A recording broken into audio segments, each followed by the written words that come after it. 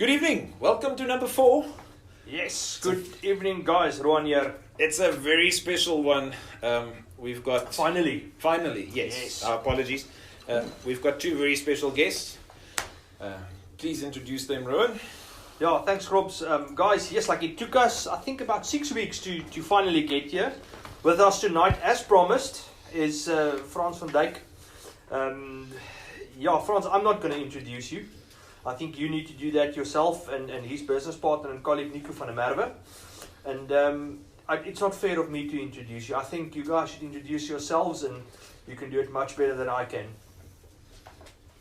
Good evening, it's a great pleasure to be here, to meet you guys, and I'm looking forward doing this again and again and again.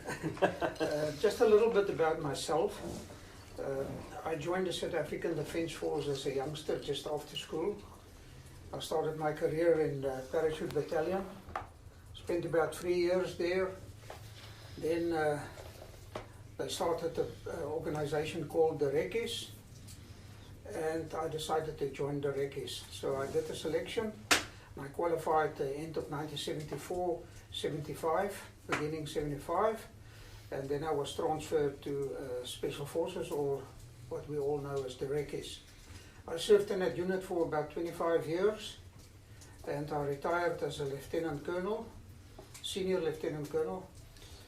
I was in command of 1-1 Commando, later on as the Signal Command of 1 Reconnaissance Regiment. And I qualified, I specialized in subjects like high altitude freefall, reconnaissance, close recce reconnaissance, and also in sniping and urban warfare. That is my specialities. And I retired in 94. I did not retire, I resigned in 94, and then I started big game hunting. And I hunted for many, many years a big game. I ran my own concession up in northern Mozambique, close to the Tanzanian border. And recently I stopped the hunting and I moved here to Mossel Bay area. But I'm itching to get back to the hunting again. I want to walk on the tracks of the elephants again. So that is me, Frans van Dyk. A little bit more. I was wounded twice in combat. I did the highest qualification in the South African Defence Force, namely the so-called Senior Army Command and Staff course, which qualify you to go all the way up. So that is me. Thanks, guys. Yeah, nice to be here. Yeah, what a CV. What a CV, yeah. Hiku, and you, tell us about you. Yes, I just missed the bushwalk. That's the first part I can say. When I was a small boy, my father used to watch the news at 8 o'clock, listen to what P.W. Botha has to say, and this thing of joining the military was always part of the dreams I had. Very unfortunate for my dad, I was the only child within the 5 children that didn't go to university for a degree, and I just phoned him today and said I joined permanent force. So it was not a nice call, but I had to make it. Yes, I started a national service in '92 in infantry school. After that, I was transferred to 7th South African Infantry Battalion. I was a platoon sergeant there. Palabora, no? Yes, that's Palabora, yeah. And they say join the army and see the world. Then I was transferred to Pretoria at the stage where all the services, including all the non-fighting services like personnel and military police, were instructed to get trained in section leading and platoon weapons, so that everybody can be a fighting force within the military field. So as a chief instructor at the Tiffy unit, technical services, I was as a corporal appointed as the chief instructor for these courses. And yes, okay, and then didn't all went how I wanted to go, so I was asked for a transfer back to a fighting unit, and they sent me back to infantry school. Yes, there I have been until 2000, and opportunity came by where we could apply for a post in a special forces unit. At that stage, it was a great honor. Because of the speciality training that I had within the infantry battalion. Now, just to give you some clarity, the Recce's did work on strategical level, and the infantry guys, they did work on battalion level. So my special interest in the infantry was reconnaissance, but on a low level.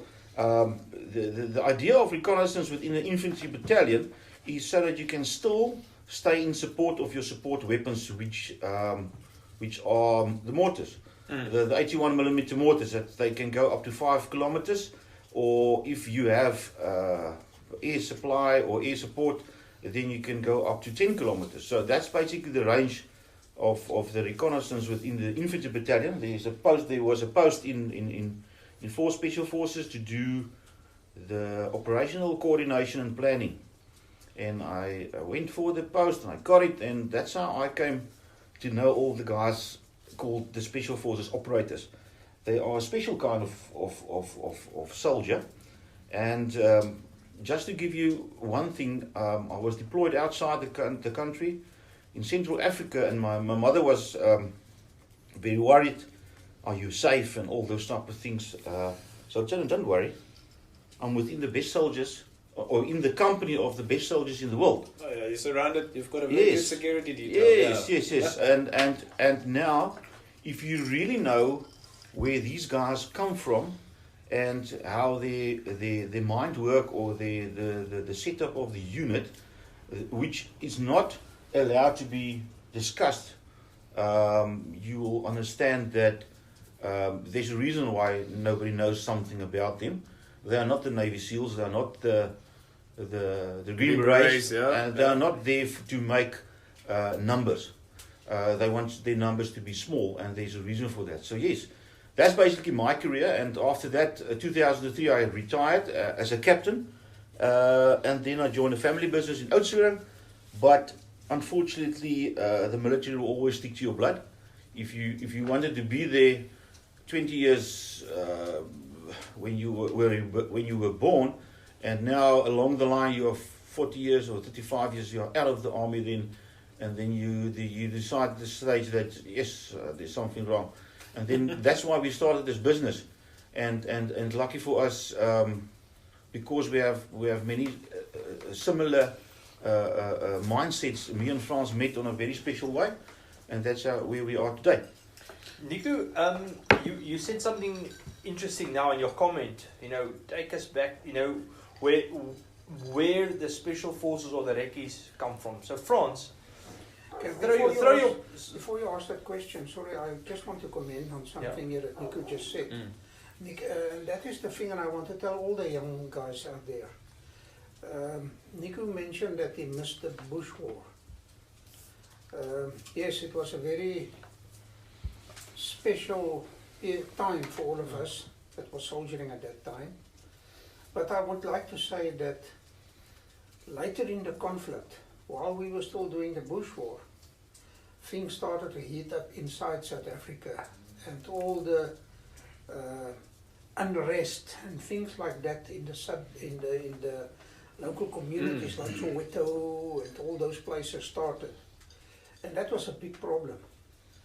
So after the Bush War, there was a second war, if I can call it a war, a conflict, and that was within our communities. And the young soldiers fought a different kind of a war, more urban kind of a warfare. So they mustn't feel bad, the youngsters, that they did not participate in the Bush War.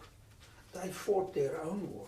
Yeah, and it was tough, technically. And they picked up great experience in fighting their own war. And I'm sure one day they will start writing books about the warfare in the urban areas within the boundaries of South Africa. Yeah, just to put it in context, I think the period and the specific time, I think it's from about 1990 to 1994, that transitional period when Nelson Mandela was released from prison. I think that was a very turbulent time where a lot of killings was happening between, I think it was the Inkatha Freedom Party and the ANC. In Natal, and what was it? Is it the UDF? What were they? The SDF, the self-defense units, and SDUs, but it was a very turbulent time, and I think there were more casualties in that 4-year period than in the whole period of the Bush War. But just a little bit extra. I know France and them, they've actually involved with a book. The first one that came out was One Recce, the Night Belongs to Us, and it was written by Alexander Strachen. And Nico and France, they are also involved now in, what would we call that? Is it sniper training? Or is it just rifle marksmanship training? What do you guys call your training course? We call it, Sorry, what's the name of the business? The business, Yes. SFC Tactical Solutions. We are based in Oudtshoorn, but we present training at this stage in a radius of about 500 kilometers around Oudtshoorn, so we can travel. Have gun will travel. Yes, have gun will travel. So, looking at the training that we present regarding long range shooting is that you must first understand that there's a sequence within this skill, is that you first need to master the skill called precision shooting.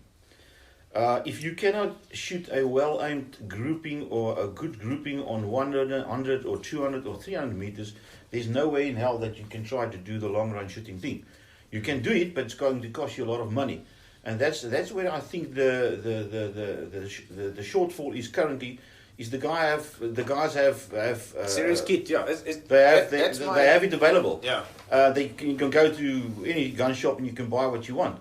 But now what happens is they start to shoot on, let's say 800 meters, and now they have 5 shots, and they will, what we call...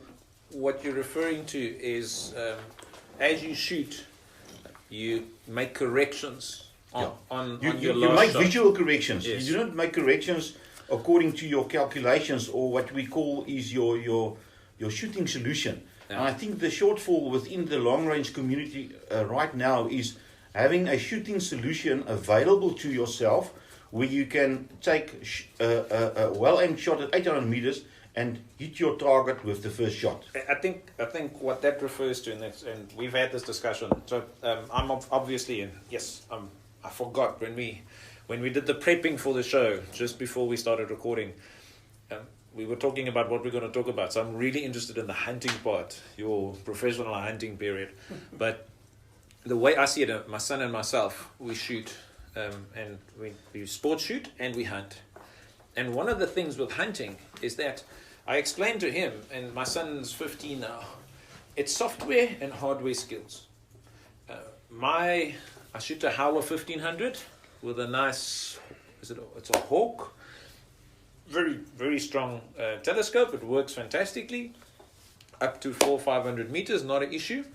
And that's the hardware part of it.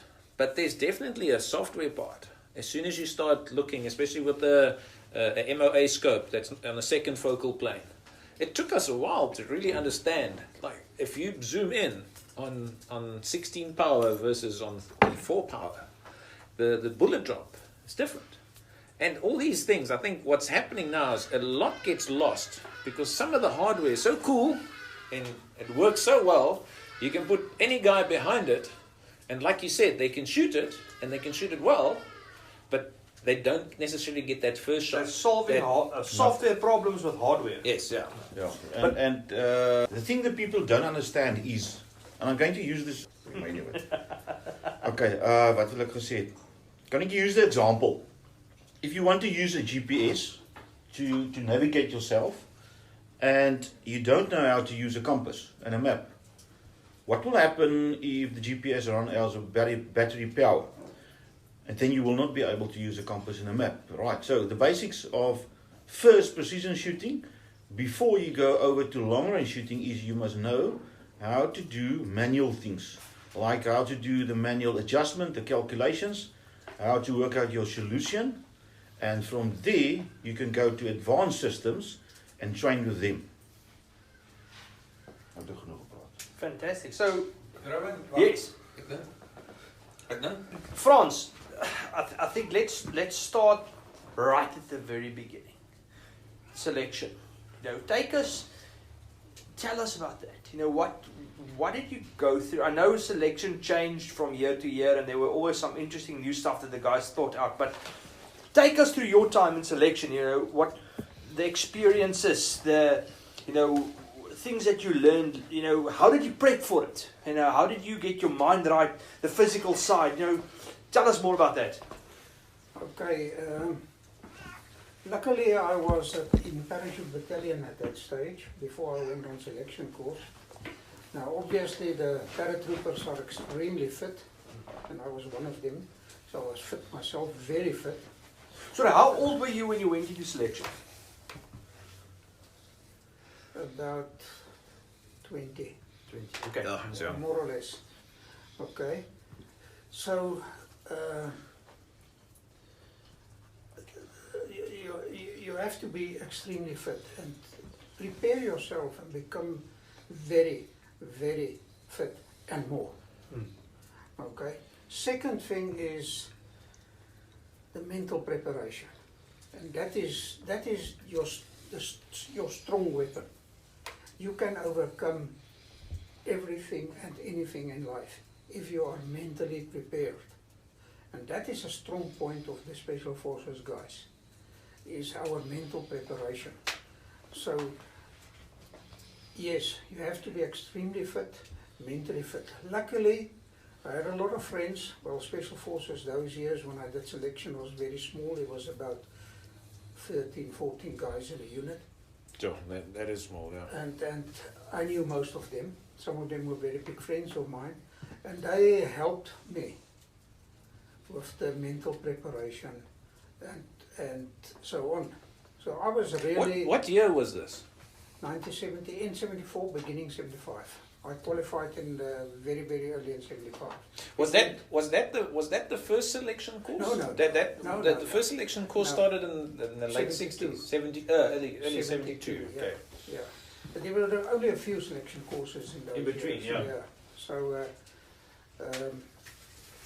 yes, so you have to be prepared to go on that course. If you are not prepared, you will not make it. I guarantee you will not make it. So, first of all, we went to Pretoria, the group, and there was a lot of us. Can't remember the exact figures.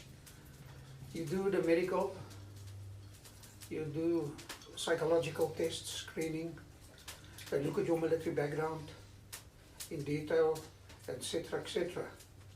So you have to pass all these things. Plus, you must have matric and above a certain IQ to qualify. So they test you really well, even before you get to the selection course.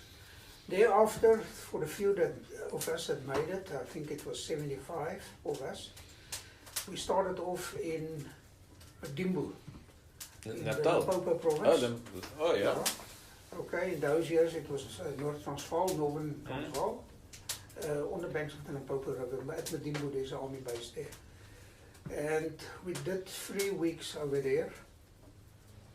And it was just walking and walking and walking and walking, day in and day night, with heavy equipment, poles, drums full of water, etc., etc. So quite a lot of guys didn't make that phase in Medimbu that 3 weeks. And in between, whenever you wake up or whenever then you do PT. You never sleep. You never get food. You have to look after yourselves. Yeah, every now and then they will throw it in a bully beef and that's it. So thereafter, the C-130 plane picked us up at Medimbu, and they flew us to Caprivi. And we landed at Mapacha, that's near Katima Mulila. Oh, yeah. Now, luckily before, when I was in Parachute Battalion, I spent some time in the Caprivi as a paratrooper, We were basically the very first soldiers that took over from the police. Oh, well, okay, yeah. Okay, so I was familiar with the Eastern Caprivi and a little bit of the Western Caprivi. In any case, we landed at Mapacha, and the moment the ramp opened, It's warm. wow, It's hot. Yeah. not only that, there was one of the instructors waiting for us. His name was Sergeant Major P.W. van Heerden, and he was an extremely tough guy. He spent many years here in Oudtshoorn in the infantry school. And the selection started just there and then. We were so stiff, lying in the aircraft 2 or 3 hours flying from Madimbu, that we couldn't move. And I will never forget, a very nice lady of the Air Force Base stood there outside looking as we were trying to climb out of the aircraft. And the instructors just kicked us around and put weight on our backs and told us to bugger off. Gave us a compass bearing and say, go, you must be at the RV that time and that time. And this lady started crying. And she said to the Sergeant Major, what's wrong with you? Look at these people, they can hardly move. Why are you doing this, etc., etc. He was going bananas. He just moved out of the way, and there we go. Then we spent 6 weeks in the Caprivi, the selection. It was- 6 week selection. Like Yeah, they that's- obviously, just to put it into context, I understand that selection got shortened Yes, quite yes, considerably. I'll Yeah. come to that. So we spent 6 weeks there, moving up and down basically between the Botswana border, the cut line as we call it, and the Angolan cut line. It's about 30 kilometers, 40 kilometers apart, and it's up and down there. And no water, no food, no nothing. They just increased the weight more, and the marches became longer and longer, day in, day out. So it's extremely physical. And the guys fell off left, right, and center. Then one day we arrived at the Kwandu River, the most beautiful river in the world. And the instructor, the same Sergeant Major P.W. van Heerden, waiting there for us, shouting, screaming like Sergeant Majors can do, kicking up dust. And he gave us our next coordinates and say, off you go. And then as we disappeared, he said, stop, just sit there and wait. We waited about 3, 4, 5 hours.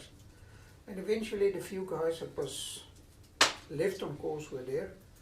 And he said, right, just move around the corner. In the far we can see a big tree. He said, go to the tree and wait for us. We went there, wait. Next minute, a few Land Rovers came in. And on top of one of the Land Rovers was a guy in civilians. I immediately recognized him. It was the commander of Special Forces, Major General Fritz Lutz. I spent time in his office during the recruiting phase because there's personal interviews as well. Oh, yeah. Those years he did the personal interviews. So he stepped off and he said, guys, the course is finished. And just We said, as no. hard as it was, and you couldn't believe him, yeah. 11 of us, there was only 11 of us. And how many started? How many landed in Katima? 75. Frans, sorry, but he said, there's some beers there, and there was some meat on the roster there, barbecuing. He said, help yourself, guys. We said, no. This is a trap. It's a trap. This is a trap. They tell you all the way during the 6 weeks, 9 weeks. They said, you're thirsty, come and have a beer, come and have a cold drink. If you do that, you're off. We said, no, give us the next RV, please. The general said, guys, it's done. You qualified. You're not qualified to Recce yet. You qualified. Passed selection, yeah. You passed the selection. We said, no. Eventually, we strike a deal with him. And one of the seniors on our course, a guy with the name of Johan Verster, he was a major then. And we said to him, you negotiate. Yeah. With the general. We don't trust him. We're ready to go. Give us the next RV. If afterwards they say, no, you all failed now, we don't accept it. And there was negotiations going on. Eventually the general convinced us, and so we drink a beer. I think I had one beer and I was poop drunk. Yeah, Because it's, you're not it's, used to it's it. dehydrated, no water. For water, during the whole period, you move from water hole to water hole. We quickly learned where is the water holes. Oh, really? Yeah. And you drink that elephant water. You just scratch it away and you drink it. In the beginning, the stomach was running, but you get used to it. So, from time to time. How much weight did you lose? One of the guys lost. He weighed about 120 kilograms. He's a big guy. And he was 57 kilograms afterwards. Oh. Yeah. I think we note that in one of the books. Yeah, maybe I just want to say maybe you and I need to do a selection course, just a little bit, not 6 weeks, just maybe 2 about weeks. food. Time to time they just go past and they throw out the tin of bully beef. Sure. Yes, then there's about 4 or 5 of you in the team at that moment. Dive on top of it, we have to share it. We open it, then you smell it. You just smell Full it. of diesel. Oh, they buggered it, They yeah. make a small hole, they inject diesel, they patch the hole up again. And didn't some of the guys eat that? Yeah, and they got sick, but now we got clever, we think. you like the diesel. We burned the diesel out, but still that substance is in the diesel. Yeah. So you get the running stomach. And that's that was right. the food. So that's the old selection courses. Now you want to ask me something, then I can tell you very quickly about the new, latest courses. When I left the army. I'm not Before talking you about do right that, now. Yeah. Nico's giving me a nudge here from my side. He said we must ask you your badge number. Yeah, so The operator's badge number. Yes. 13. My friend. it's a good number. That's a low number. It's also my lucky number. It's a lucky number. Yeah. It's a good number. Sorry, I Selection interrupted you. courses changed as we went along during the years. And I think it was to the good. It's still extremely tough, although very short. It's based on an Israeli model. Yeah, I've read some of the US, like the Green Beret selection. I think what happened to them is they actually ended up disqualifying so many guys from the physical, where they could work on the physical later, but it was more about the psychological. Like, do the selection on the psychological part. You can work him up, you can train him and get him fit and strong and all that, but the psychological part was more of the issue than the actual physical. You're 100% right, and that is the Israeli way, and we adapted that way. So the courses became shorter. In the beginning, it wasn't. Those years it was 3 weeks, and then it became 2 weeks. And I think the latest now, I'm not sure. I'm not sure, but I think it is about 5 or 6 days now.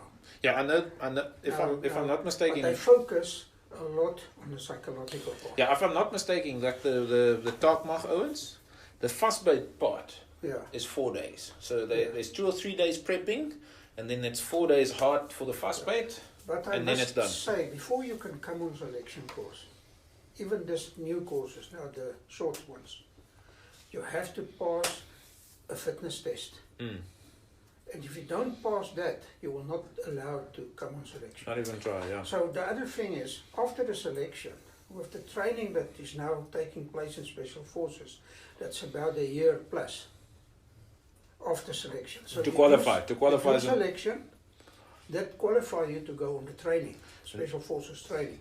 And so then you start your training, and during this training, there's time to build up the physical part of it. Okay, yeah. And Frans, for the listeners, so you've done, so you do pre-selection, you do selection, then you do pass selection, you do the training.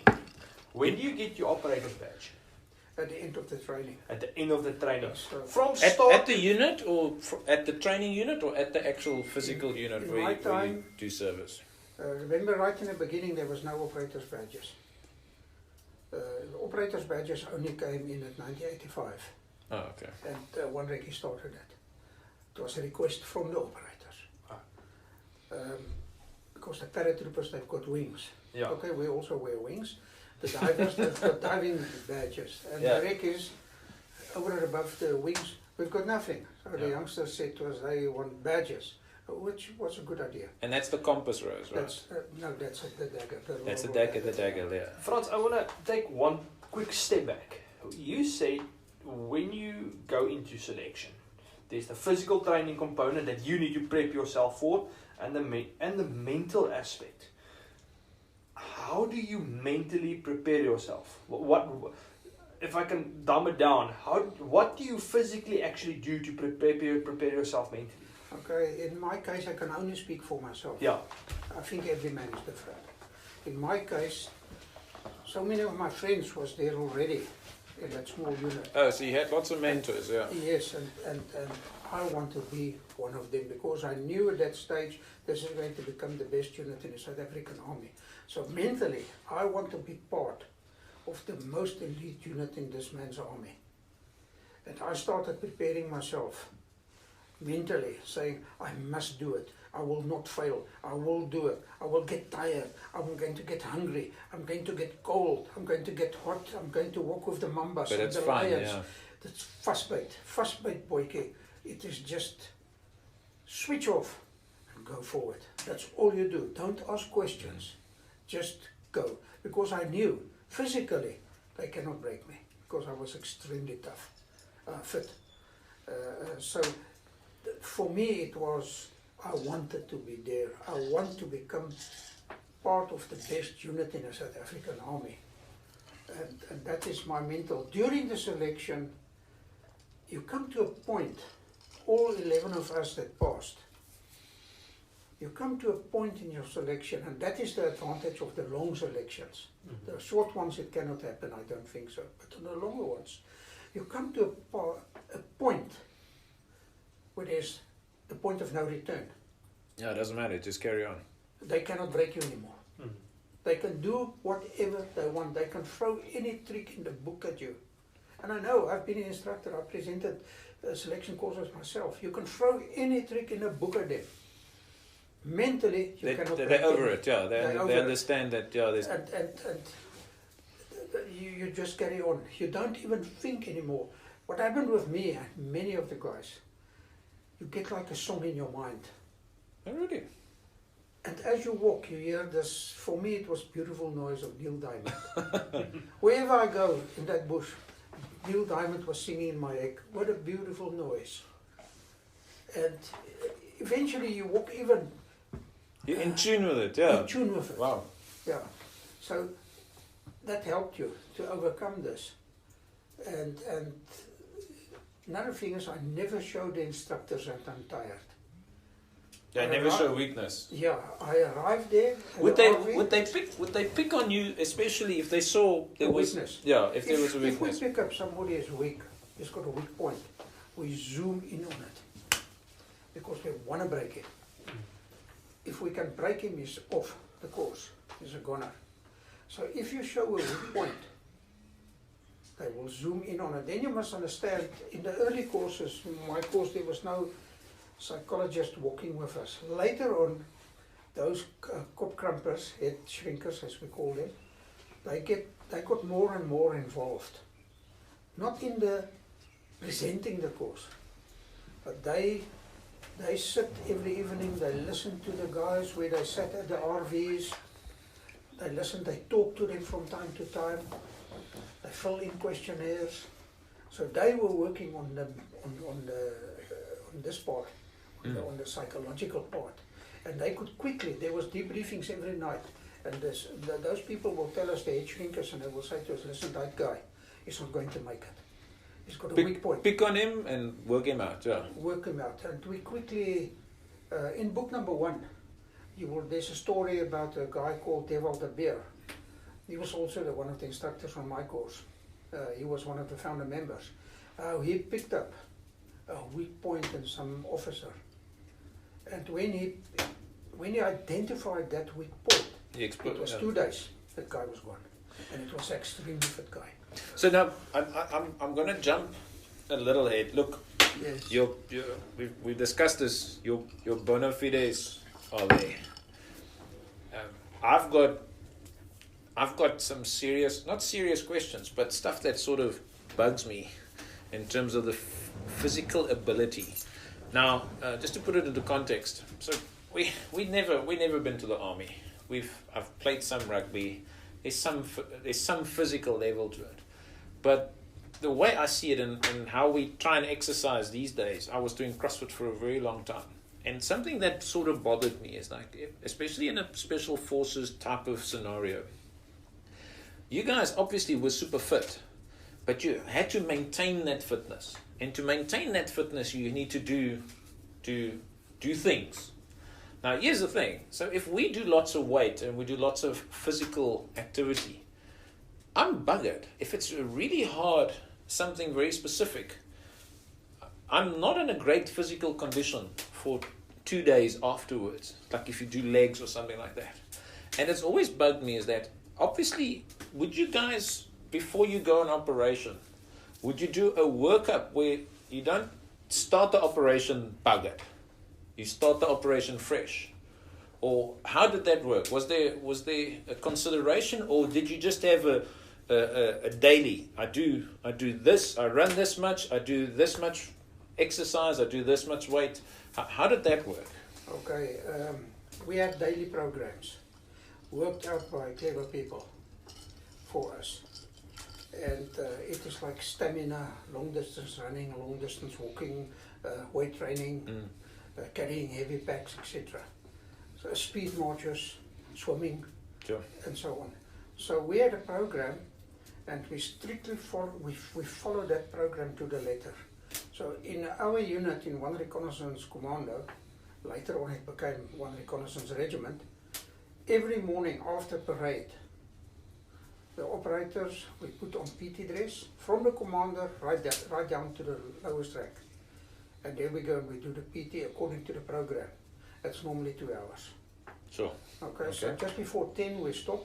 That's every day of the week. Every single day. It's PT and it's half PT. It's tough PT. Sundays included? No, not Saturdays, not Sundays. Not Saturdays and Sundays, okay. Then, after the break at 10 o'clock, we all know the army, they drink a little bit of tea at 10 o'clock, 10 to 10, 10 after 10. Then we start with the training. Now the training, it's sometimes more hard than the physical training of that morning. Really? For example, urban warfare. Say we do urban today. For that whole day you run around in a flak jacket, that's a bulletproof vest, with your battle dress, guns, pistols, climbing layers, stairs, ropes. Oh, helmets, and then you're climbing into buildings, over buildings. We're doing obstacle training. We had an obstacle course there, which we called it on one Recce. There was down at the sea, the old whaling station, which was an extremely good place for urban training, a big place. We had an obstacle course there that from beginning to end takes about 6 hours. It's 6 hour up to... And that's really? going. And you know in Durban, It's the humid. humidity, Yeah. the temperatures are high. So, Yes, I'm just going to say so you had your PT in the morning. But then you got buggered up harder. Then yeah. you get buggered up harder. Then comes lunchtime. The guys were so fit. Then we challenge. What time was lunchtime? 1 o'clock, 1 o'clock to 2 o'clock. 1:30, yeah. About an hour. Oh, wow, yeah. Yeah.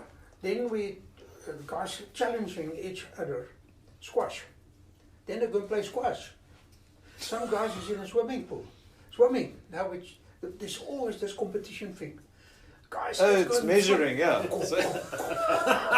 yeah. and we've always said it, like if you, it's like Rowan actually started rowing now.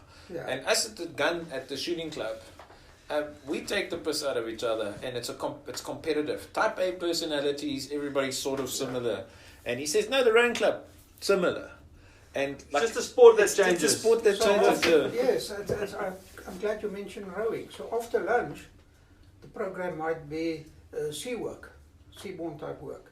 Then we in the clippers, what we call it's a folding kayak. So just Then we go to the beach, we launch, and row out 40 kilometers. That's nothing. so guys, I just want to Come back. So the whole day. no is man. Physical. No, that's. I just want to explain to the listeners.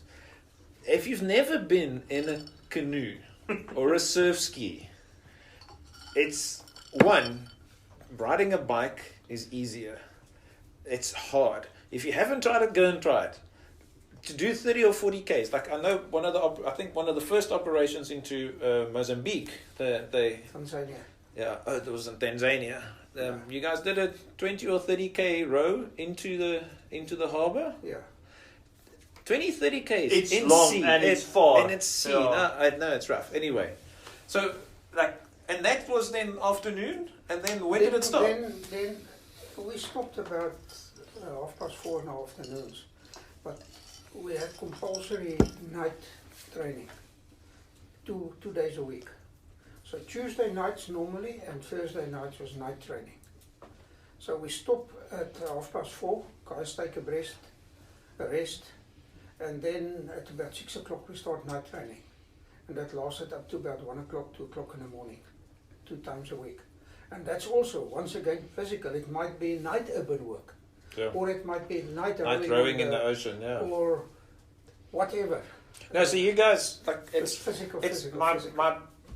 The question for me is like my son and I, we're tackling something now in terms of our physical fitness. And I explained to him, it's that I don't think we understand what volume and what intensity we actually can do before like getting injured or before we're doing ourselves damage and harm. Yeah. So now, in that question, how old are you now? I'm now 67. Physically, how do you feel? Yeah, Yeah. I'm still extremely strong. And so that volume of work and that intensity of work, obviously you must have had some injuries. Like I know Tapio from Finland. His knees are a bit buggered, but it's because he says he was stupid with heavy packs jumping off of high places. So, but that's injury related. It's not from overuse. And that's the big thing for me is like if you guys could go through that volume and intensity of work, and it wasn't for 10 years, it wasn't for 5 years, it was for 25 years. How do you prevent injury at that pace? When you become, first of all, warm-up exercises is extremely important. So if you warm up properly, and then because you are so fit, injuries are less. Mm. And another very big advantage of fitness, over and above that you have to be fit to go on certain operations, deep behind lines, is when you get wounded, the fit guy will pull through. Oh yeah. The unfit guy will not make it. And we had So there was an added benefit. Not, and you're saying fit guy. I'm thinking you need to refer it as super fit guy. Not just making it. You need to be like super fit. yeah. But Frans, when we're talking, alright, so in the morning you're doing PT, you're doing a thing. So okay, so then training starts. Yeah. And obviously the training spectrum is massive. I mean, it's small arms and all that kind of stuff. But you mentioned things like you're doing rope work, you're doing the paddling.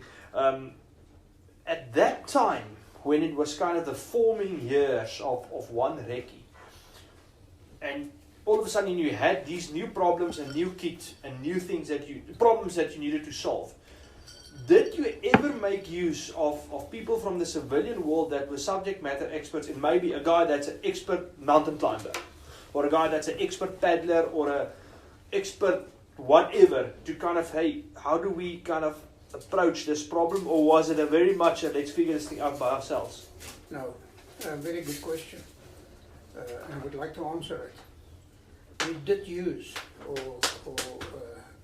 the brains outside. Mm. For example, in the demolition training, working with explosives, when it comes to working out, you have to go and blow up a bridge. Mm. Or you're going to read certain demolition tasks that we did you're going to read about it in the second book that's coming out. Or a very big bridge. How to calculate the charges that is needed to drop the bridge, and exactly where to put that explosives takes a little bit of brains. Very scientific. So we had a guy. We used a guy with the name of Dr. Vernon Joint. Was he at the was CSSR? not a medical doctor, he's PhD doctor in doctor, science or whatever, in engineering or whatever. And he is one of the most advanced,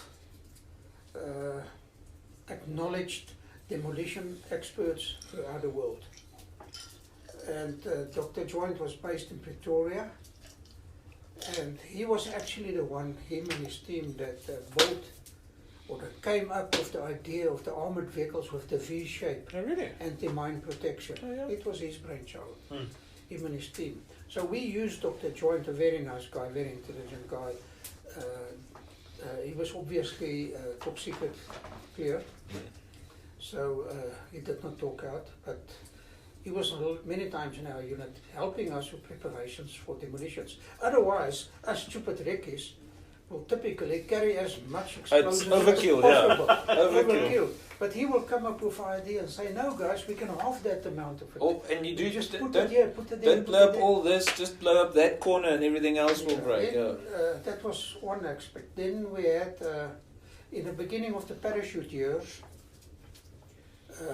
the captain of then, the Springbok free-fall team, 10-way team, was a guy with the name of Richard Charter, Springbok skydiver, and he came over and he sort of guided us in freefall. Then various other people that got involved, helping us, like for example in pistol shooting, it's more in your Our game, yeah. your game.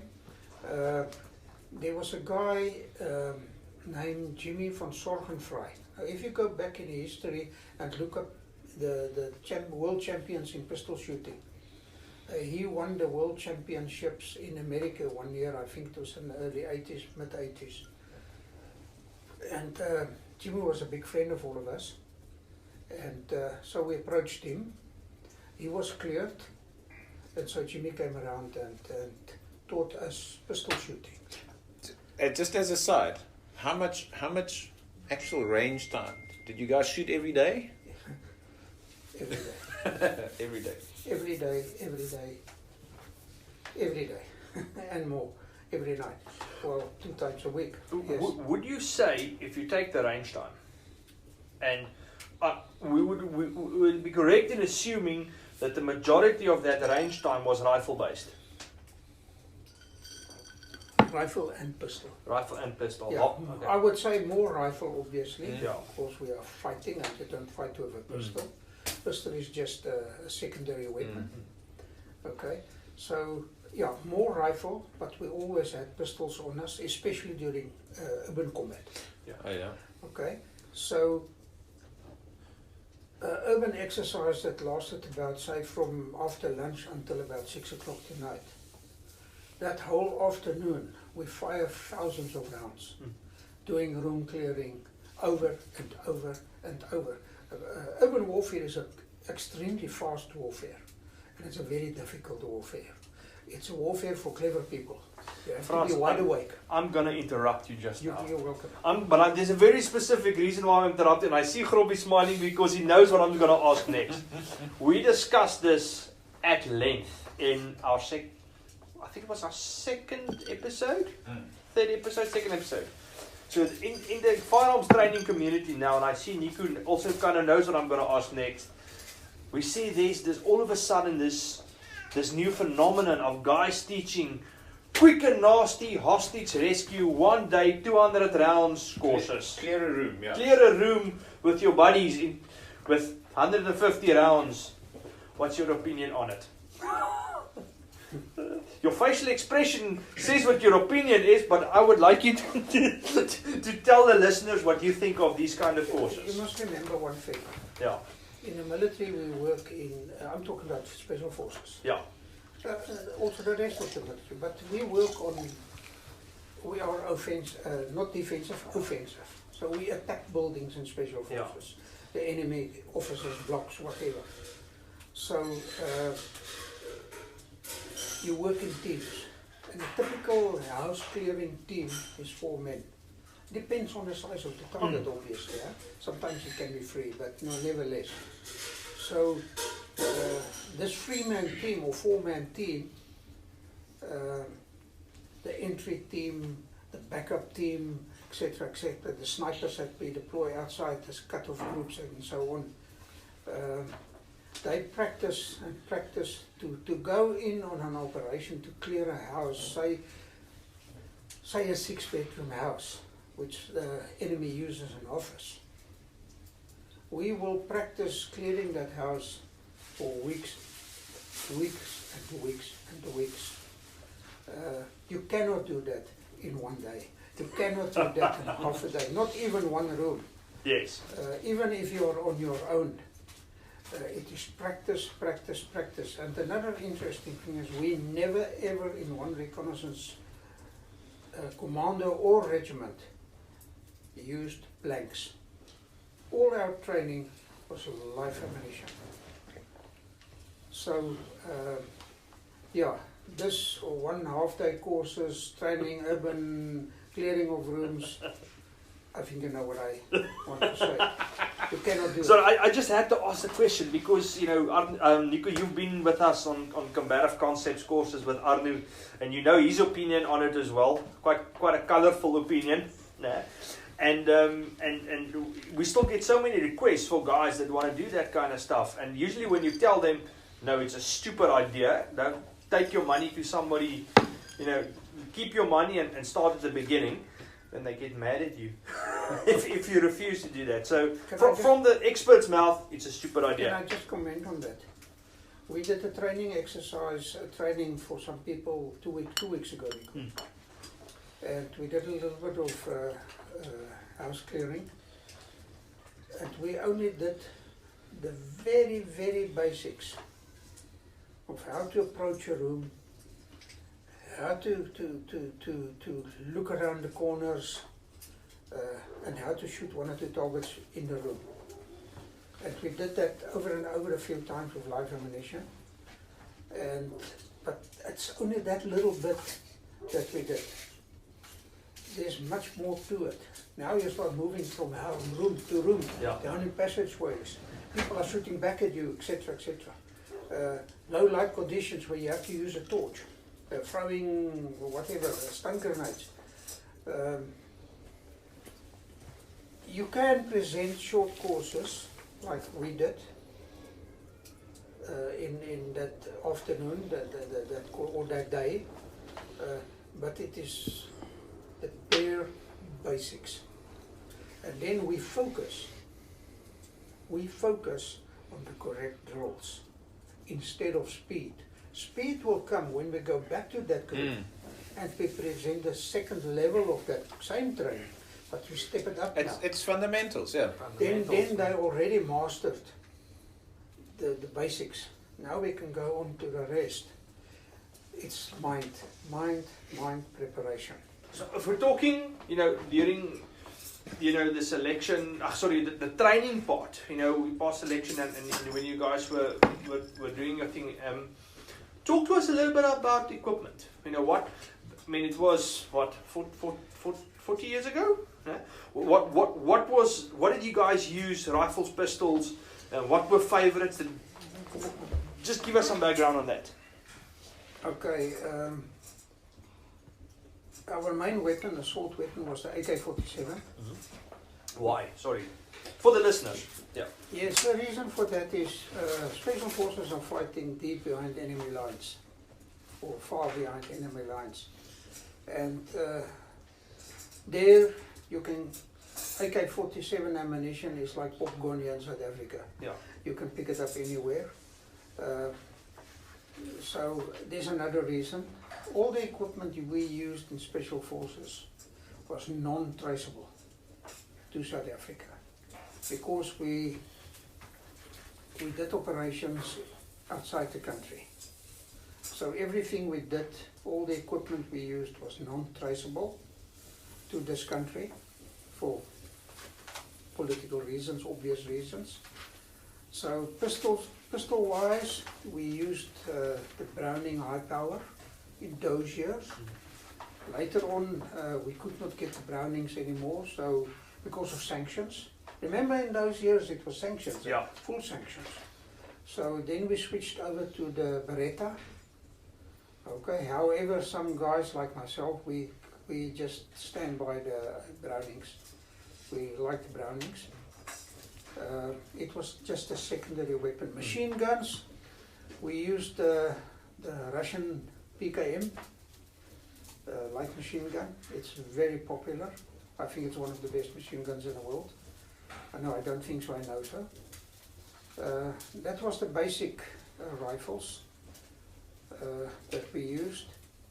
Equipment-wise, I just mentioned that we could not use ordinary South African equipment because of non-traceability. So we developed our own equipment. In the beginning, or like a friend of mine used to say, in the barnstorming days, we had to do with what we can lay our hands on. We stitched and make our own webbing, we bought boots in the civilian market. Later on, we had some guys that built equipment for us, and then we started developing seriously our own equipment from top to bottom, from helmet to boots, everything. And each and every operator in the unit participated in that process. So for example, the rucksacks, and they're still carrying it today. The guys came to me as their commander at that stage, the commando OC, and they said they want new rucksacks. The rucksacks are not good. So I gave the project to one of our staff sergeants. And I don't want to mention their names because I must just clear that with them. In any case, he got a team together of all NCOs, corporals, sergeants, sergeant majors, and they started drawing, experiencing, and eventually we had a fantastic rucksack. Helmets, everything. Did you have, for the individual operator, did the guys customize what worked for them? Yes. Yeah. Yes, they did. We issued them with this new equipment that we developed ourselves for Special Forces. And then it was up to the man himself. He had the option, for example, chest webbing to carry the magazines in the chest, or side pouches. There was no restrictions. You carry what you feel comfortable with. And even if you want to cut off something and add on something, they were free to do it. That's it. Do I answer your question? Yeah. Okay. Yeah, no, that's okay. So just like just to touch quickly on some aspects. So now we're not going to talk operations. I think you mentioned before that the second book.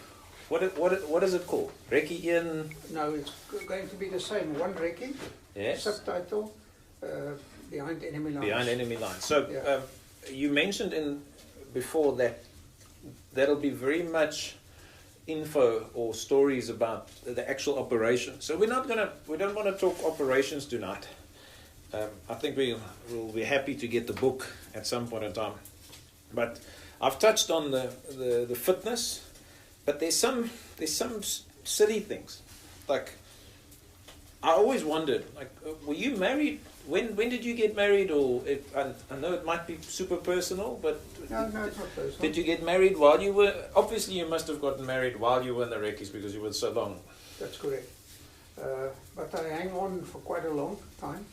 And I only got married when I was 35 years old. I was too busy doing operations and enjoying myself. So, yes, I got married in 1989. It was at the end of the war, Oh yeah. basically. The end of the war. But I knew my wife obviously before that. Yeah. And so being the end of the war, it was probably a lower operational tempo at that point in time for you, or did your wife have to deal with you being away forever, or was that part of the deal? No, there was no deal. There was no deal. No, she did not know what she was married into. Oh. No, you mentioned that it was at the end of the war, maybe more relaxed, more whatever. For us in Special Forces, there was no relaxation. We kept on fighting until the last day. So we were extremely busy. Operationally, all the time. Yeah. Operationally. And obviously, And obviously deep the training. But also operationally deep into the 90s. We were still doing certain work undercover. Okay. It basically came to an end in 1994. Oh wow! So you guys were right up to the end of it, We yeah. were busy, yeah. So my wife, she had a part of the operational part of it. Mhm. Yes. Yeah, that's always, it's like the I've started reading Hemingway, Yeah, yeah. and there's always this romantic thing about adventures, but then myself having a family and kids and everything, and I'm like thinking, yes, it must have been hard on them, but I think you had a slight benefit because you only got married later in your career, and she probably didn't have to endure a super long time of your, let's call it your adventures at the time. And that's always been interest, like a sort of a question in the back of my mind. Would she, knowing what she knows now, married you if she knew you were away so much? Yes, I think so. No, I don't think so, I know so. They knew right from the beginning It's going to be what hard. they were in for. It was very hard on them. It was very hard on the children. Okay? But we had a structure in the unit. Looking after the woman, and the officer commanding of the regiment, which was a colonel, him and his wife played a very big role. Oh, supporting role to it, yeah. Supporting role, yeah. And we had ladies in the unit, psychologists, that played a big role. And so the ladies was well looked after. Yes, It must have been tough, the man yeah. is away. Yeah, it's tough, yeah. And for some times, like for example, I was once away for 1 year, Yeah. non-stop, never came back home. And because of secrecy in special forces, nobody knows where you're going. Not even your buddy that's not part of your team. He does not know where you go. You don't know Seriously, where he's yeah, it's going. compartmentalized. Yeah. Yeah. So it's we call it operational security. Would there be instances where you are away for an extended period of time and the commanding officer and they would just tell the women they are safe? Yes. That's they are safe. That's okay. And that's the Yes, we were very lucky in our unit. We had a very good officer commanding, colonel, and a very well-known guy. I'm not going to mention his name. You'll read about him in the second book.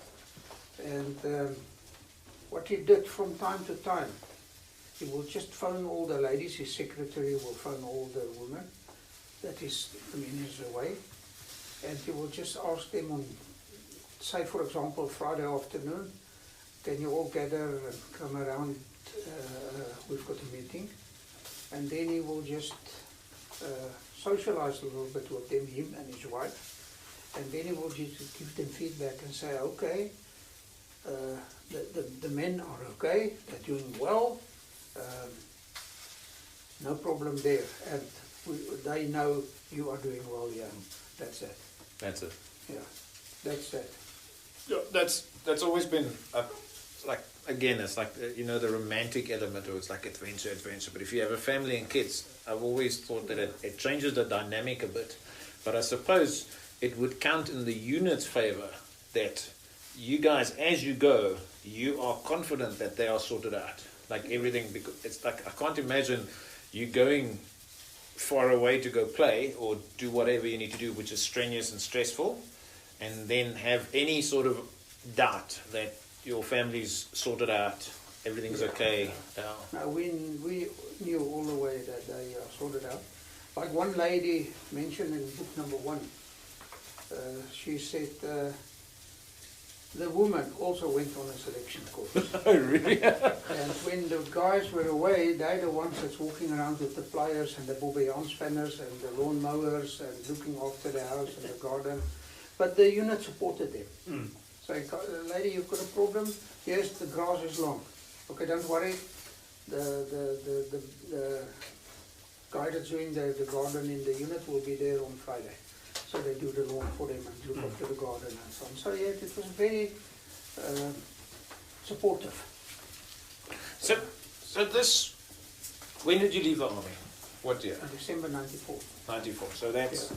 so you pretty much left when everything was said and done, and then into the new government. And then what did you go and do then? I went to Angola, back to my old hunting grounds.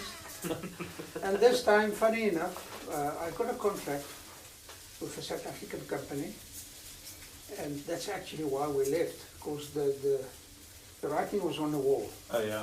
So we were contacted by this company, a very big friend of mine, also in Special Forces.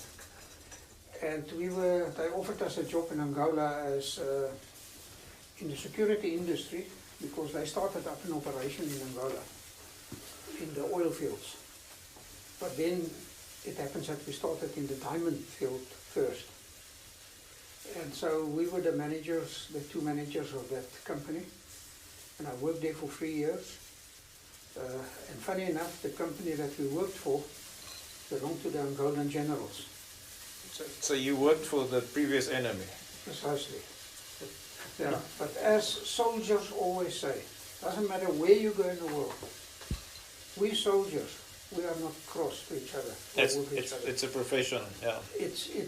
We just have a job to do. Mm. If the politics say attack, that's what we do. So we worked with the generals, and it was quite an experience. It was an experience for me personally, because I could walk grounds that I walked previously in great secrecy. Mm. For example, I was dropped by a submarine one stage to go and do a job. And during this period that I was working for the generals, I had the opportunity to go to the very spot where the submarine dropped me, or the rubber ducks. And I walked the route towards a target. Oh wow. And eventually I walked to a target that we blew up. You will read about it in the second book, the very last chapter. So that was quite interesting. Amazing, yeah. It's amazing, you know, and we're not cross to each other, with each other, not at all. Did these generals know your background to some degree? To some degree, yes. What happened is, just before we started there, we first flew to Angola, to Luanda, and we were introduced just by name, no background. And then one night we said to the general manager of the company in South Africa, he was with us there, we said to him, listen, these generals, do they know where we come from? Our background, will they not lock us up here? He said, okay, we're going to discuss it tonight. But that night we had a meal with the generals of the company, it's about 6 or 7 of them, including the chief of the Army of the Angolan Forces, very intelligent man. We sat around the table, and then eventually the South African side, he said to us, listen, you want to tell him something, where the two of us came from and our background. And the chief of the Angolan Defence Force, he was then still the chief of the Defence Force. They were all still part of the army, all those generals. They were allowed to have 2 jobs, more jobs, whatever. Like the African way? The African way. And he listened, and then he said, but what's the problem? He said, no, our boss said, he just wanted to, if you're happy with this. He said, the war is done, it's gone. It's not a problem. And in the end, after 3 years, we became quite big friends with these generals, because they're people like us, and that's it. If you think back in your time, Yeah. and specifically to the enemy soldiers, you know, which from wherever they came from, where the faction or whatever, it doesn't matter. What would you think is probably one of the biggest, it's a bit of a broad question, but biggest myths that the average person had, or still have, about the enemy soldier of that time? I'm going to just use a stupid example. Maybe people thought that they were really stupid or something like that. But from your experience having fought them, and then now later almost working with them, what do you think is probably one of the biggest misconceptions about the enemy soldier that we had? Because there was a lot of propaganda and stuff that time as well. What would you think? I would like to answer it this way.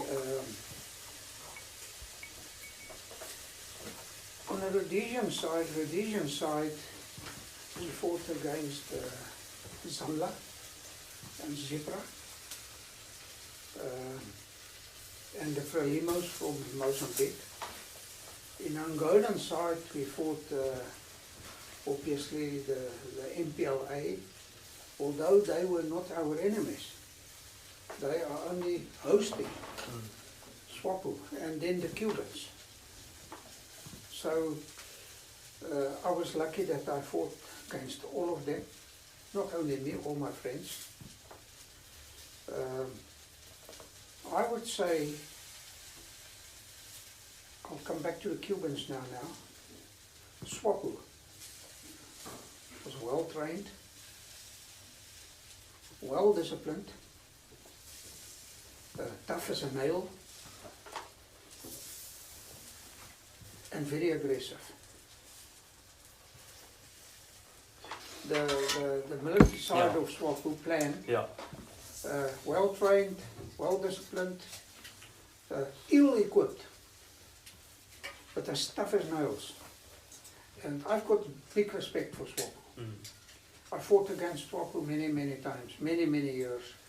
And it's not unheard of if a team reports back that SWAPO counterattack in a contact. They do a counterattack, and it's very few organizations of that kind that could do that in our theatre of war. So I've got great respect for SWAPO, I think, and I met their leaders after the war. Some of their very senior leaders, and great people, good people. Once again, no bad feelings. No bad feelings. As a matter of fact, I worked for some of them after the war, and with them. On the Rhodesian side, Zipra, Zambia, not so well trained. Not to the same standard than SWAPO. I would rate SWAPO amongst these organizations as the best trained and the best organized, and the other two was never as aggressive as SWAPO. Would you say that's the influence of the Russians? It's difficult to say that. I think it's to do with their training. Perhaps Russian training. Yeah, I think there might be so many. There's so many factors to that. So many factors. One will have to do a study into that, but they were great opposition. Okay. The MPLA, Angolan military, it's a big military, and in the end they had their superiority, over the South Africans, but that was not a problem for us. Night work. Our first book, The Night Belongs to one Recce. They could not fly at night. That includes the Cuban pilots. Oh, really? I think Cubans can fly at night. Russians obviously can fly at night, but there was no instrumentation, I think, in the aircraft here for night flying. So the night belongs to us. Yeah.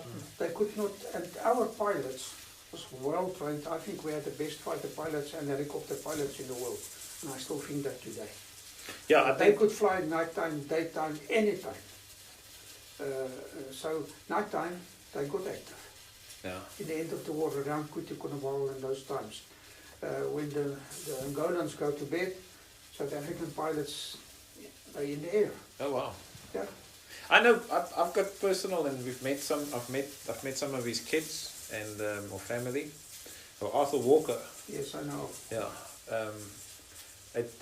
It's not a mistake. I think he's got 2 Honoris Cruxes and a bar. He's a good guy. Look, Arthur Walker is the most highly decorated soldier in the South African Army up to today. yeah. Okay. He's got the Honoris Crux 1989, I think. No. I can't remember the date now. But after he was awarded the Honoris Crux Gold, and in January that year, and in December that very same year, he received the second Honoris Crux Gold. Oh. So he's got 2 Honoris Crux Gold. So he is the most highly decorated soldier in the South African Defence Force. Not only in the Air Force or the Army, in the Defence Force. All right. Look, and we've said it now before. I think if we're going to talk, like right now, it's 8:15 here where we are. We're busy brying a flacey, and life is good. And right now, I think I can talk to you till 12 o'clock and 1 o'clock, and there's so much. But I think, just for the sake of the listeners, we know the second book will have a lot of the operational stories on it, and lots of info. Guys, go and read the first book. It's insightful. It'll give you a good background. But for the sake of the podcast, I think what we're going to want to talk now is like life after army. You mentioned that you were big game hunting. Correct. When and where was this? I cannot remember the dates exactly anymore. It was a long time ago. I hunted big game for about 17 years, if I'm right. So yeah, that's professional hunting. But where? And you said Zimbabwe? Yes, I never liked hunting in South Africa. Look, we've got some fantastic game. Fantastic game farms. The industry is well organized in South Africa in terms of not only the organization on the game farms, the exportation of trophies, etc. Fantastic. The system is working.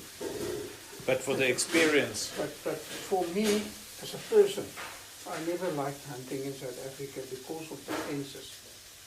Oh, okay, yeah. So I obtained my own concession. It took me a few years in northern Mozambique, where I ran a concession. I was the concession owner. Land obviously belongs to the government, yeah. But they give you a... So I ran a concession there of about 1.4 million hectares. Wow. No fences, no nothing. I built each and every inch of road, all the bridges, and there's hundreds and hundreds of streams and rivers. And so it was an amazing experience in Angola. I did a lot of hunting in Zimbabwe. Obviously, I'm not a qualified professional hunter in Zimbabwe or the old Rhodesia. So you're not allowed to take out clients on your own. But I've got some friends in Zimbabwe, professional hunters, and we buddied up and we hunted together with clients over there. Especially good leopards, buffalo, elephants not so big, the weight of the tusks. But Good Frans, hunting in Zimbabwe? if I need to stop you because I'm going to ask, this will bother me if I don't ask you this.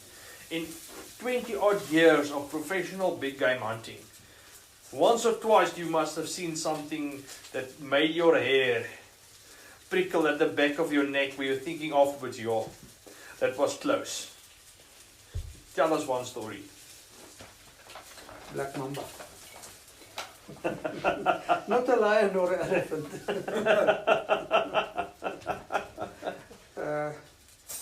Yeah, that made my hair stand up was black mamba once. My tracker was sick that day. In any case, we went hunting. And I said to him, stay at home. I will go out alone. And I was in front. And I saw some animals in the front. My client was about 2 or 3 meters behind me. And we went down below some trees, not very big trees, like Mupane. And I stopped and I saw something around the base of this little tree. And I saw the tail of the snake. And I slowly looked up, and right here in front of me, about 15 inches, was the head of a black mamba facing me.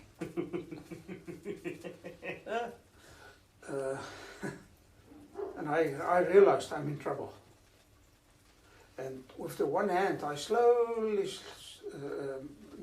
showed to my client to stop.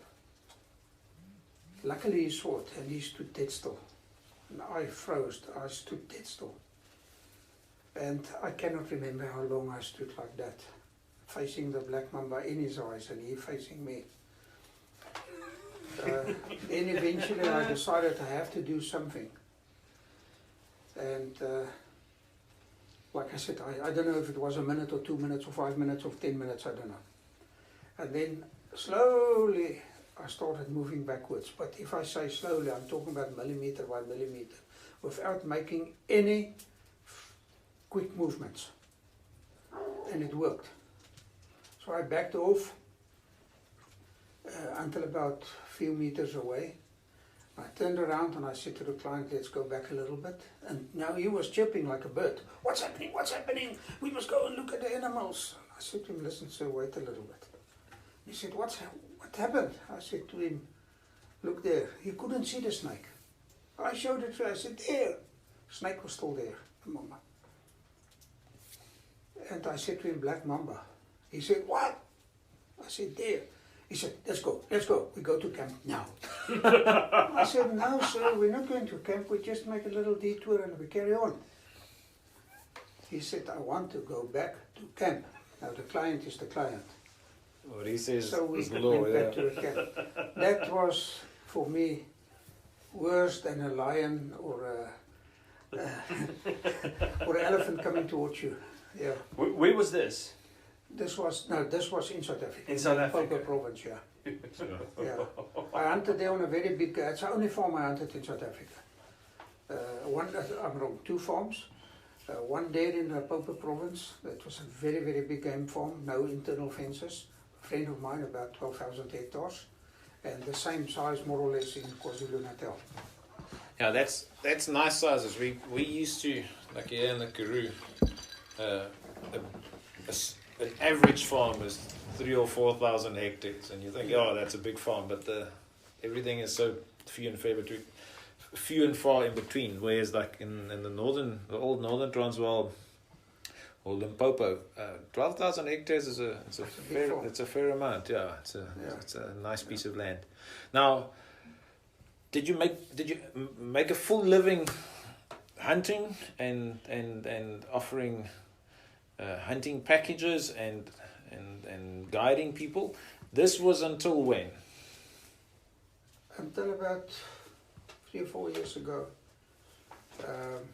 Yes, I made a full living out of it. It was my profession, and I really, really enjoyed it. You were mentioning you would want to get back into it now. Yeah, and I guided obviously some foreign clients. I had a lot of clients from Italy, and a lot of clients from Poland, a few from America. Yeah, from America quite a lot. Yeah, and all of them good people. Mm. And the clients that come out to hunt are well educated. They know the animals. They know animal behavior. They study these things beforehand. They study rifles and ballistics beforehand. So professional hunters that think they can bullshit the clients, it's not so. They know their stuff.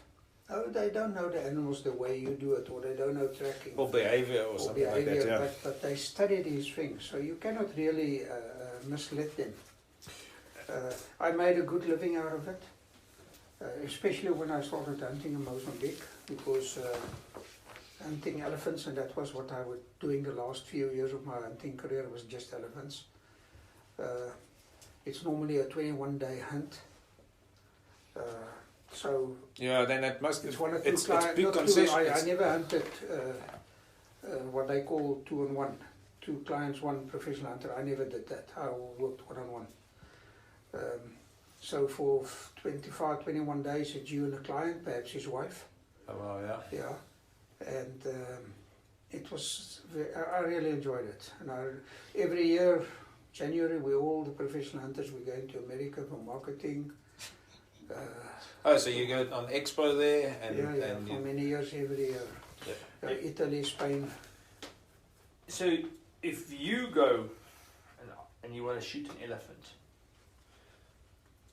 talk gun to me. I mean, I know Robert Roark has got a fantastic book, Bring Enough Gun.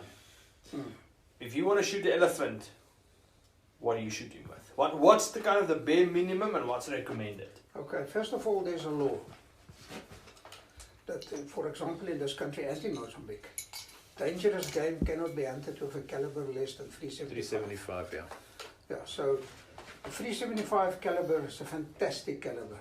It's a good all-round caliber. I really love the 375 Holland and Holland, and most professional hunters and hunters love 375. It's got enough knockdown power to kill the elephant. But, here comes the but. The professional hunter must carry a type of a caliber as backup that can put that elephant or buffalo down. And that you cannot guarantee with the 375. And yeah, for follow-up shots, if a client doesn't have doesn't do a good shot. Yes, shot placement is everything. But when that thing's charge you, and there's branches in between and grass and things now, and there's dust of an elephant and a buffalo, things get hot. You really need a caliber as a professional hunter that can, as a backup, that can put that elephant or buffalo down. So my favorite was 500 Jeffrey.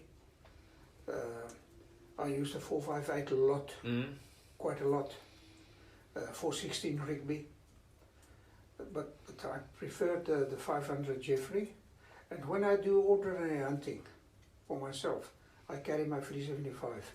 I love it. It's a good fight. Yeah, I was like, just to give a little bit of background. I shoot the 308. It covers what I need to do. I can shoot a lot, and that's fine. But in terms of guys that I know that take it seriously, I was amazed to hear that they'll shoot springbok and kudus with 375. Yes. And then later it turned out that the more I started getting the knowledge of the ballistics, slow and heavy actually is less meat damage. Absolutely. And solid. Takedown power, especially if you do a little bit bigger antelope like a eland or something like that. It's fantastic. So like, for me personally, I've always said my next step would be a 375 of something. Yeah. I know nothing about big. I've hunted with groups, and I've hunted in all days and stuff. But it's not even in the same ballpark of what you guys are doing. Okay, I want to shoot the elephant. All right, I've got the right caliber. I've got the 500 Jeffreys. Where do you shoot an elephant? Because I'm thinking, kind of just the biomechanics of this, of how far that bullet needs to travel to get to a heart. I'm thinking you need to probably shoot it somewhere else. Or explain it to me. Okay, first of all, let's stick to elephant hunting for this. Yeah. Now, elephant hunting take place over a very short distance, like 15 or 20 meters. Wow. So you go in very close to the elephant. Then something extremely important is you have to wait until you can get a clear shot of the elephant. Don't shoot through the branches and things like that. Make sure about that. So for the clients, the best place to shoot an elephant for a client is the hard lung shot. It's a big area. With a 375, you've got enough power, solid, blunt nose solids. Solid to penetrate, yeah. To penetrate and reach the hard lung area. Okay, the elephant will die. He might run a little bit, but he will die. Okay. So that's the best. You get clients that's sort of clever. I want to do a brain shot. The clients will tell you. No, no, no. The brain shot is difficult, although the brain of the elephant is quite big. It's like the size of a rugby ball. That's smaller than I thought, yeah. It's big. Yeah. But if you miss that Comparably, brain, yeah. that elephant will never die, he will just run away, or you're going to make him very cross and he's coming for you. Okay, then there's another thing. There's a side brain shot and a frontal brain shot. For the inexperienced man, both is very difficult. You can easily miss the brain. The position of the head of the elephant looking from the front, for example, and from the side, might determine where exactly you have to aim to get the angle. Remember, you're very close to the animal. The angle is to get to that brain. So, yeah, and there's also the skull characteristics. I always say that the client goes for the hard lung shot. It's a big target.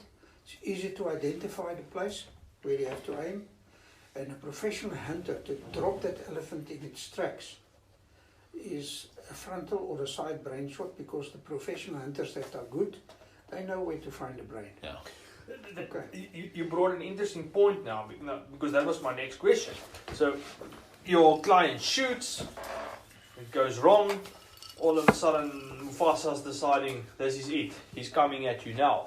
And now you've got this, how many tons of meat charging at you, and you as the PH need to now put it down. When it's charging at you and it's now pressure and trouble and the dust is flying, where would you shoot it to stop it now? To stop it immediately. Ja, hier's nou moeilikheid. Stop, shoot it in the brain. So, but then looking at the elephant from the front, you would shoot a headshot. Yes, I cannot explain you here exactly where to aim on the head, because it depends on the position of the head. Yeah. Okay, so it's difficult to explain it in a conversation like this. We have to show you on a photograph or something like that. I'm asking some stupid questions here, No, but I know we know a lot of guys that have no.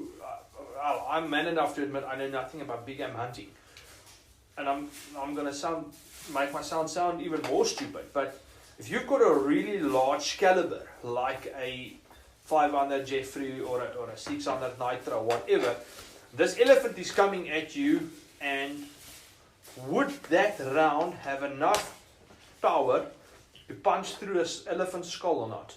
Yes. Okay. That is why the professional hunters are using that type of calibers. Yeah. Okay. There's many professional hunters that are only using 375s, but they're not really big game hunters. They maybe hunt a buffalo here and there. And furthermore, the young PHs just simply cannot afford a full 500 Jeffrey or a full 116 Rigby. Okay. I just want to mention something here, and this is my personal opinion as a big game hunter. When my client fires the shot at an elephant, we're talking elephant now, between me and my head tracker that's standing here next to me, we observe that elephant very, very closely to see where the bullet strikes and what is the reaction of the animal. And immediately beforehand, before the hunt, I tell my client, you shoot that first round, shoot the second, shoot the third and the fourth. Go ahead, shoot it. Keep on aiming for the heart lung area. Okay? The professional hunter, me personally, I don't like to kill the animal of my client. He must shoot his own elephant. So if by the first shot that elephant is wobbling I don't shoot. I instruct my client to keep on shooting.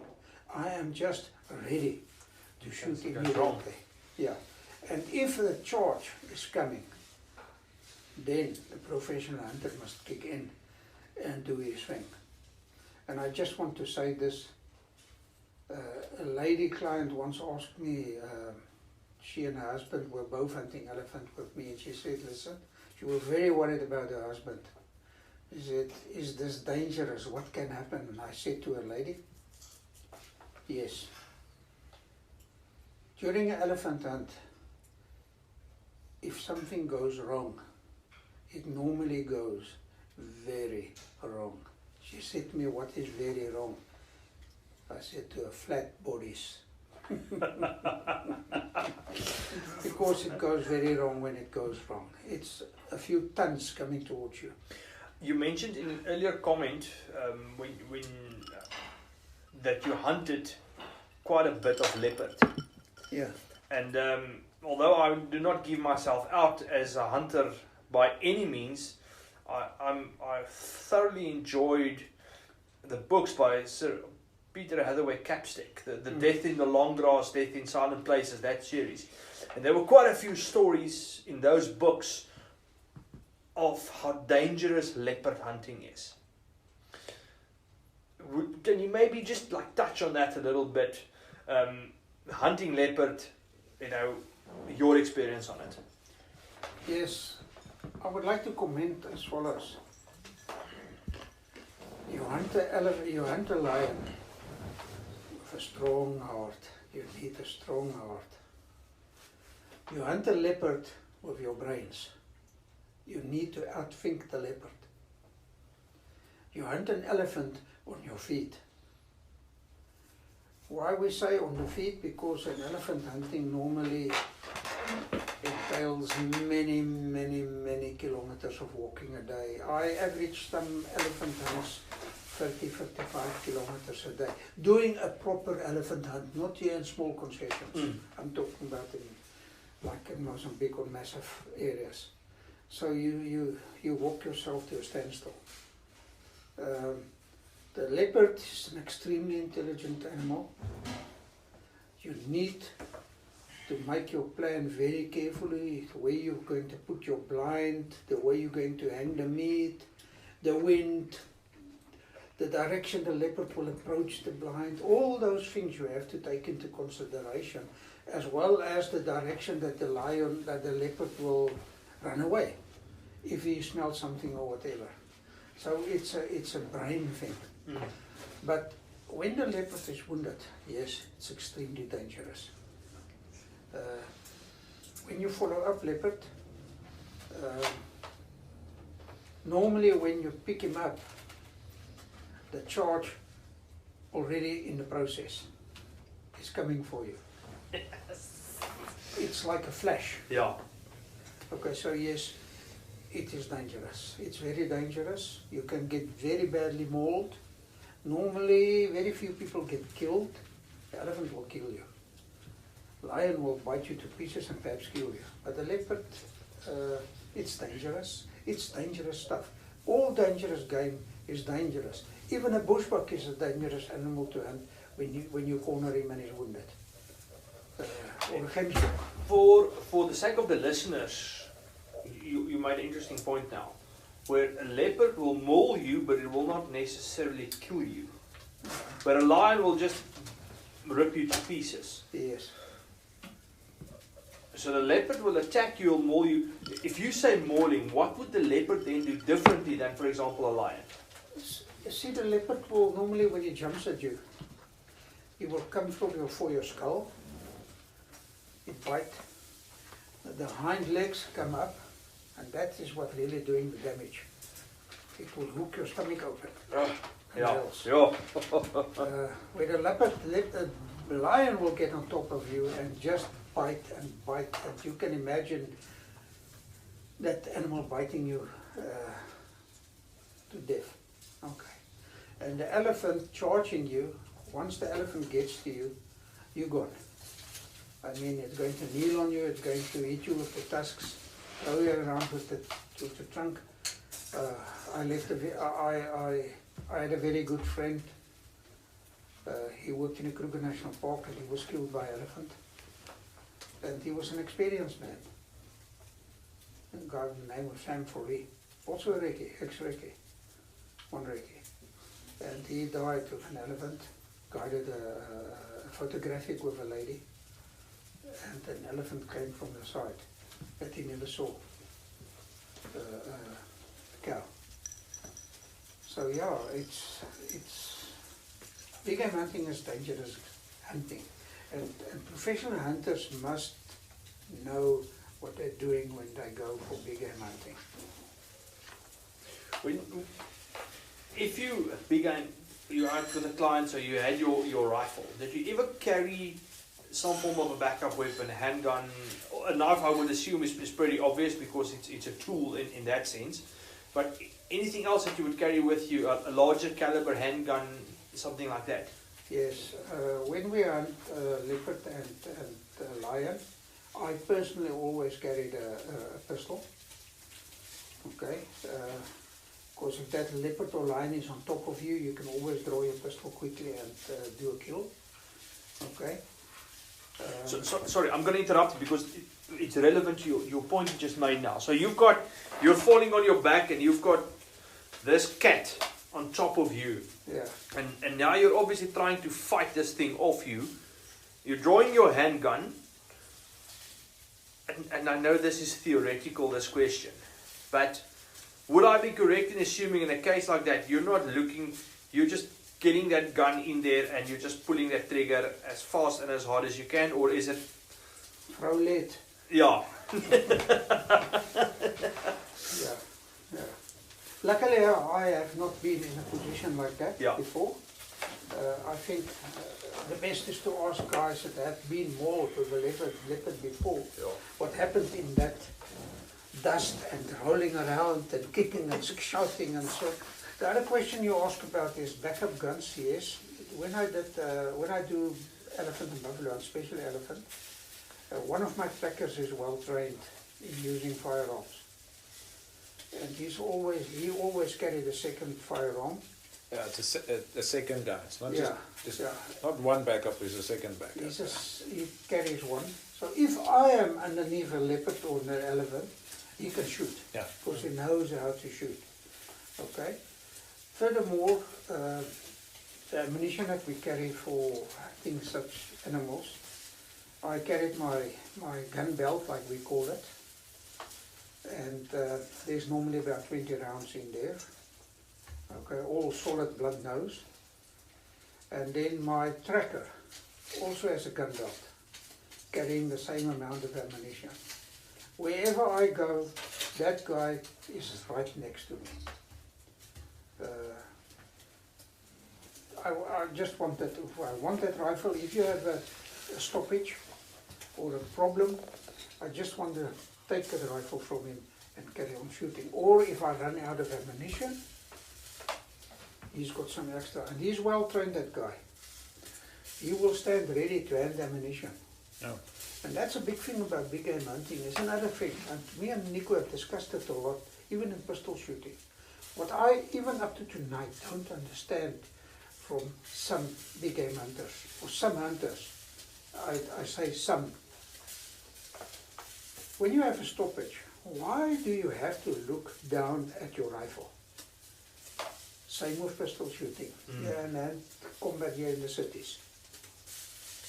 Keep your focus on your target, on the elephant, or the lion, or on the terrorist in your house. Don't drop the eyes to the gun. If a guy is doing that, he does not understand his weapon. So now, talking about training, Niku, and I'm gonna drag you into this because we're gonna. No, I'm tired. We're gonna. It's not gonna end. Frans is fantastic. I can listen to him the whole night. But now, before we punt SFC Tactical, there's two questions that I need to ask Frans before we move on to the business what are side. they? And I know I've had both of them on the list of questions that I gave to Nico when we started. And both are related to your experience as a sniper, Frans. The first is, we see the movies, and all the bullshit and the YouTube videos and almost like the mystery and it's almost so much nonsense that surrounds the role of a sniper in a military context. What do you think is the main difference, or probably the biggest lie that people believe, or from what you really do as a sniper to what is seen in the movies? It's a very wide question, I know, but the reason why I ask it because I think your perception on it is very wide. It's a wide question, and first of all, the movies has got it all wrong. First of all, I would like to say a sniper is the most highly trained soldier in any army. Whether it's in the parachute battalion or in special forces or wherever, he's the most highly trained soldier in any army. Second, the sniper is the most feared soldier in any army. Because of their training. Nobody wants a hole in the head. Or if you dare, Not nice. and you see your buddy dropping next to you, a hole in the head. The next guy stick up his head, a hole in the head. Now a sniper can pin down a complete section or a platoon or a company. Okay? So they are extremely well trained, they are extremely well disciplined. Okay? And they are just ordinary soldiers with a special skill. Proper skill set, yeah. Yeah, skill set, that's correct. Okay. And the role of the sniper, it's a broad question. In warfare, we've got offensive tasks, we've got urban warfare, we've got river crossing operations, we've got whatever operations. There's many different types of. We have what we call it, where you deliberately, by plan, withdraw. So the snipers will stay behind to keep enemy heads down, etc., etc. So there's many roles for a sniper. The question is, or the big important thing is, the commander of the unit must understand the role of the snipers. The application of them, yeah. The application of the snipers. If he's got that wrong, he's going to waste good men. Okay? Now, sniping, we all know the history of sniping, but sniping really came to the fore in the Afghanistan-Iraq war. Over and above the biggest sniper battles in the history which happened in Stalingrad. You all saw the movie Enemy at the Gates. Yeah. Okay? But lately, the role of the sniper is in the cities is extremely important. He is the ears and the eyes of the company commanders in the street. And he can take out enemy that is a threat to the infantry section or a platoon. Whether it's a PKM, a machine gun post somewhere, or a guy behind a mortar here, or a guy trying to plant a IED, what's it? IED. Yes. So, well-trained people, but the movies has got it wrong.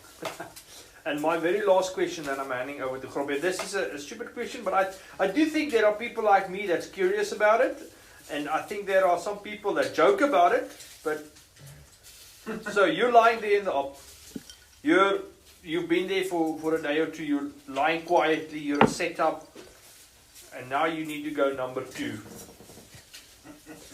It's a practical question. What happens then? Okay. The sniper is lying up for in an urban environment. It's not a problem. Yeah. Because normally they story or 2, 3 stories up in an old building, so you can quickly move away. And the number 2 takes over the sniper role. Of course, they switch around, and there's a reason why they switch around. I'm not going into that now. So he can move away and go and do the number 2 thing somewhere in the next room or just around wherever. When you're in the bush situation, Now you're in a hide. So camouflaged you can't even see yourself. Okay? A good hide will have an escape route. That is the route that you can use to get out undercover and go and do your thing. But now there's many other things which is more important than that. That's movement. Movement is the thing that gives you away the quickest. Look when you go hunting kudu. What gives the kudu away? They're early morning against the mountain. The sun shining on the ivory, on the horn. It turns the horn, you pick it up. It's like a flash. That movement. It's the same with the sniper. So when the sniper has to move out to go do his number 2. Number 1 is not a problem. You do it there in a bottle. And in the blind, in the eye. So you move out extremely slowly to a place which you have prepared before. And they do the number 2. This must be covered up, sealed for smell. Because now the enemy is walking around with dogs. That smell is all over the show. You have to make that plan. We're not going into that detail right now. It's not the question. Okay. But the sniper, it can get out. Okay? And if possible, wait for night time. That's best. Like, on that note, over to you. All right, so something that I'm very interested in is the current training that you guys offer. So, Niku, would you mind giving us a rundown of SFC Tactical, right? What is it that you guys do? Okay, first of all, I want to make some points straight, and I want to say what sets us apart from the next instructor. Now, we are not saying that we are better. We are not saying that we are more advanced than the next instructor. You can make the decision yourself. But seen in the light of our experience, and lucky for us we were in the military, on all the military courses we did, we had a subject called battle handling. Over and over and over again. What's battle handling? Battle handling is basically where they drill into your mind what is the principles of the attack, what is the principles of the defense, and what's the principles of the retreat. Now, the attack, the defense, and the retreat is different phases of an operation. It's not to say that when you are retreating that you are running away. It's a phase that you have to go through within your operation. How we do that and how the operation is done, it's a situation for a different story. It can be a tactical move. The retreat itself. Okay, yeah. Okay, so the next thing I want to explain is effective. Now, the word that comes up to mind to all the people who wanted to do training is, what is an effective tactical instructor? And it's very simple. It's very simple. Effective tactical instructor thinks on his feet. There's a saying that we have and say that you must walk and chew your chappie at the same time. Right? So if you understand what I'm saying, that's a good effective tactical instructor. And if he can carry that principle over to his students, then they have come a very far way. Wait, explain. Walking and chewing your chappie. Right. While you are shooting, you are making a plan. You're not only shooting. You're not only shooting. You're not only focusing on squeezing a trigger and focusing on your sights. You're like a naasboter. You are thinking 3 kicks ahead of you. Oh wow. Okay. Okay.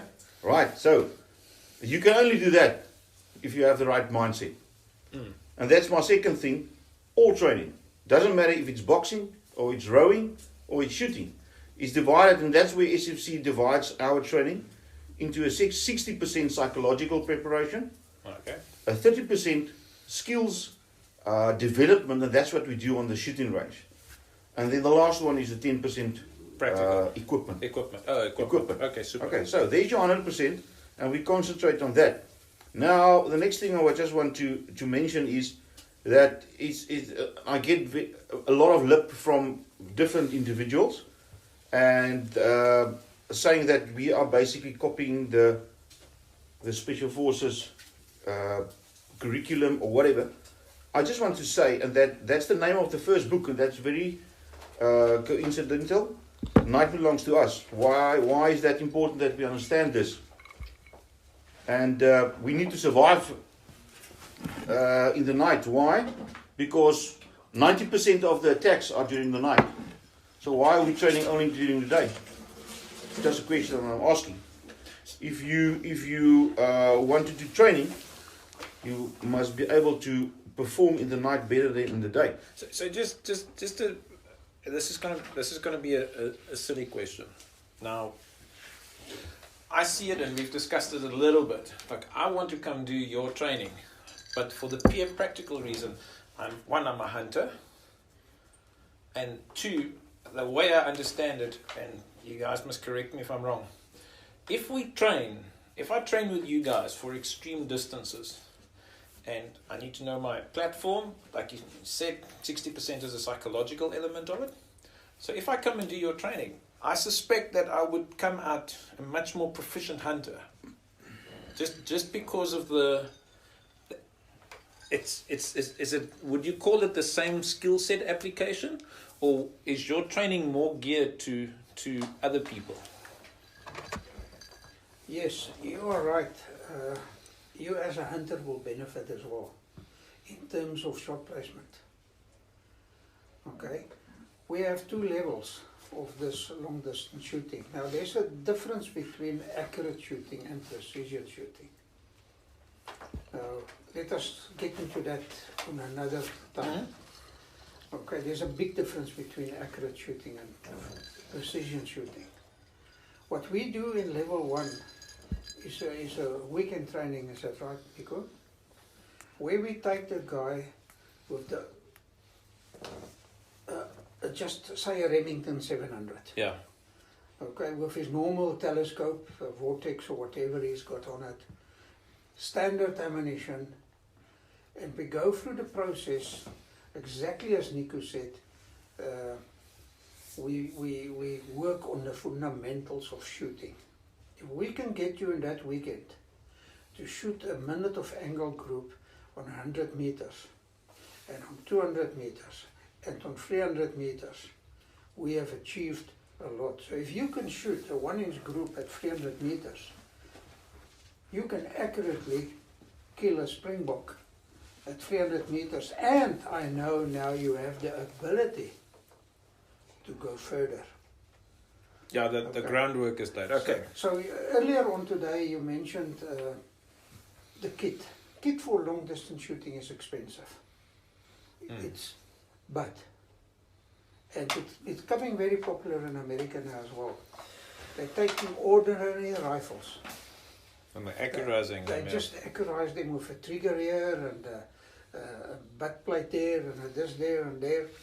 And eventually you build a cheap rifle into a rifle that you can go up to 800 or 1,000 meters. So just as a side note, I had a friend that wanted one super duper 338 Lapua Magnum, wants to shoot stuff at 800-900 meters, and he was talking a Truvelo CMS, and I think at that time they were going for like 80,000-90,000 rand for a rifle.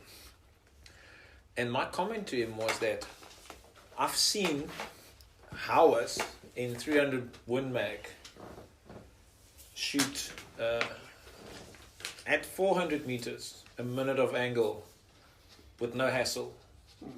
Good scope, yes, obviously, good bases, but like in terms of actual cost, you can actually get away, and like you said, they could accurize this thing, and for the less than half the price of that Truvelo CMS, he actually got a rifle with a scope with all the paraphernalia, bipods, suppressor, the works, that could shoot well. But here's the thing, and my comment to him later was like, hang on, so you've got it now, but do you have the skill set to actually use it, to employ it? Nico, the beginning of this a few hours ago, so Nico said something very important, extremely important.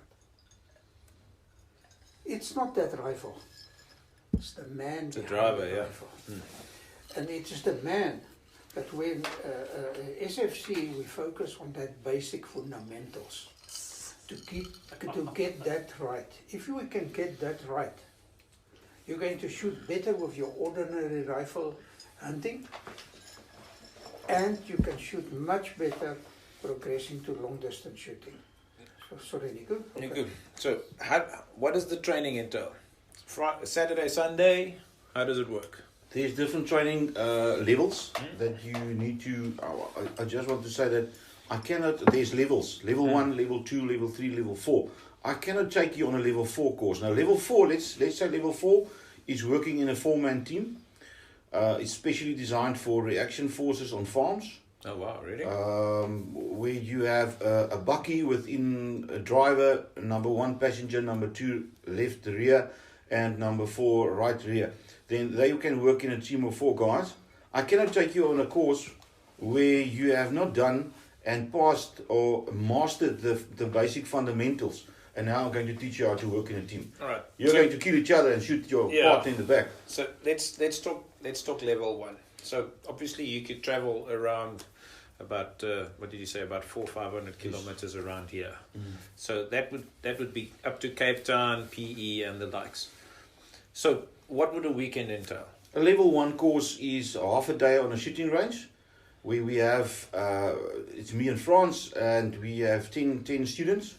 We cannot take more because more is not better here. We need to focus on the individual.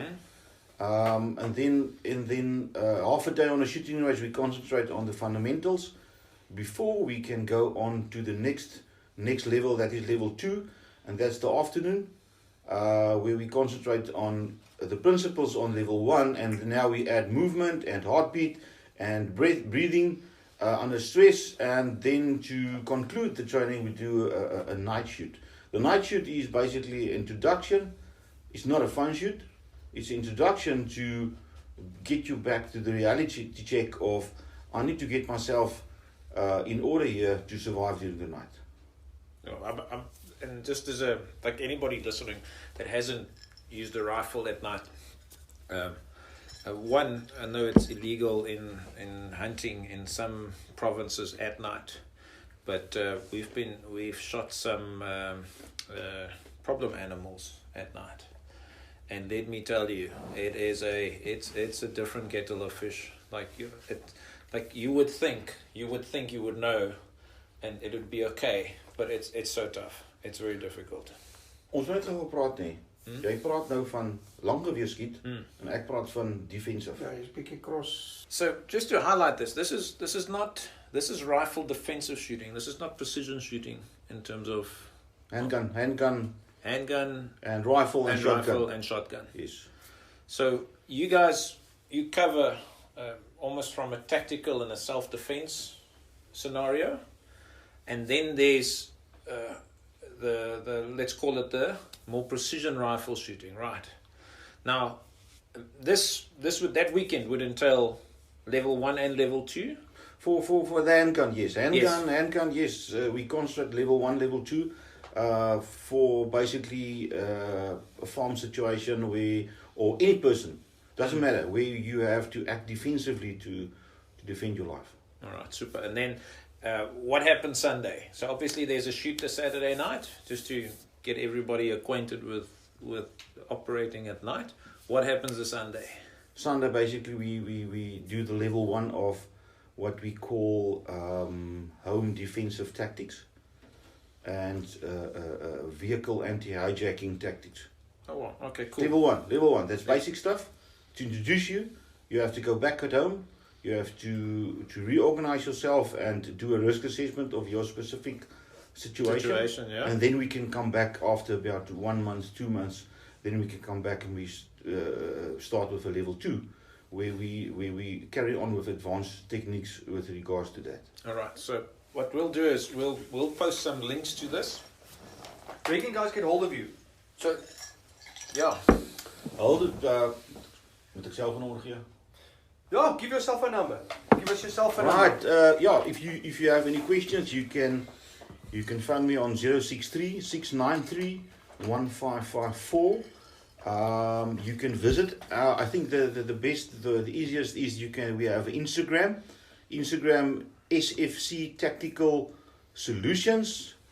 The first 2 letters are very important. Sierra Foxtrot Charlie SFC. Then we have a Facebook page with the same names, SFC Tactical Solutions, and we have a YouTube channel, SFC Tactical Solutions, and you will be able to get hold of us there. All right, super. So, but we'll publish this when we publish the podcast. We'll have this on our Facebook page and all that. All right, so there's 4 levels. Four levels. Would that be 4 weekends, or how does it work for? And then this is the self-defense training. Yeah. Okay. If we think self-defense, we think in the situation of where's the attack. The attack is maybe inside the house or outside of the house, or you have to react in an urban environment or a vehicle. So we can say that the level 1 is half a day on the shooting range. Level 2 is again a afternoon and a evening in the dark. Level 3 is individual tactical. It's 2 days and 1 night, and level 4 is 2 days and 1 night as well. Okay. And you can do it in the handgun, the semi-automatic rifle, and the shotgun. Preferable a pump action or a semi-automatic. So that's the self-defense level of this. Now let's talk rifle. Is at the precision level, right? That's for long rifle and for, let's say I'm a hunter, number 1. Number 2, I'm interested in starting doing long range stuff. That's obviously a separate course, right? How does that work? Is it, I assume also levels? Yes, we've got an introductory level 1. That's a weekend, a Saturday and a Sunday. We kick off with a little bit of theoretical stuff. Okay, so what we do on this weekend basically is we get your platform right. We make sure your eye relief is correct. We make sure that your reticle is properly focused. Some people don't even know that you can focus the reticle, and so on. So we get all that stuff, the platform ready. Then we focus a lot on the fundamentals of shooting. That's breathing, trigger control, body position, bone support, etc., etc. Then we go to the range. We will not go more than 300 meters. The aim of that weekend is to ensure that after the weekend you can shoot a minute of angle grouping at 100 meters and 200 and 300 meters. Okay, because if you can shoot a minute of angle grouping at 100 meters, then you as the shot, you've got the capability of doing a 10-inch group at 1,000 meters. That's minute of man.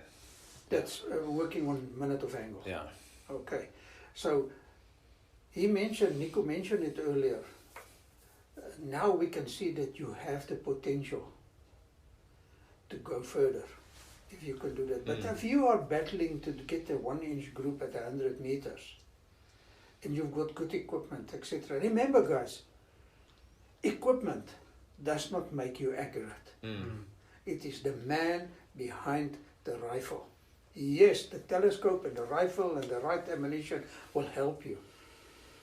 Okay? What makes a rifle or shooting precision or accurately? It's the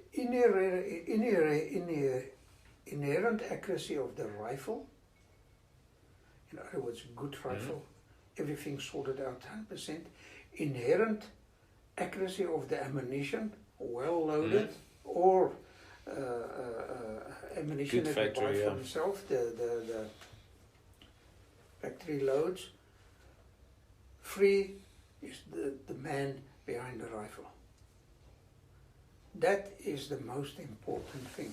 I always say, the people today, and I listen to all on the media, oh, I'm spending my time last night, tomorrow, the whole weekend in the reloading room, blah, blah, blah. Never. I hear people say, I spent 2 weeks on the range. we are spending too much time on unnecessary stuff. Yeah, we've got this. We've got our favorite saying is that amateurs talk equipment, professionals talk logistics. So, But you know, Frans, you make me laugh now. So more time on the range. Yes, you need good bullets, Yeah. for sure. but there's a limit to it. There's a limit. More time on a range, practicing your breathing, practicing your wind estimation, practicing your trigger control. I must admit, like I understand, if it's weakness bias training, wind judgment is a very tough thing for me. It's probably the toughest part.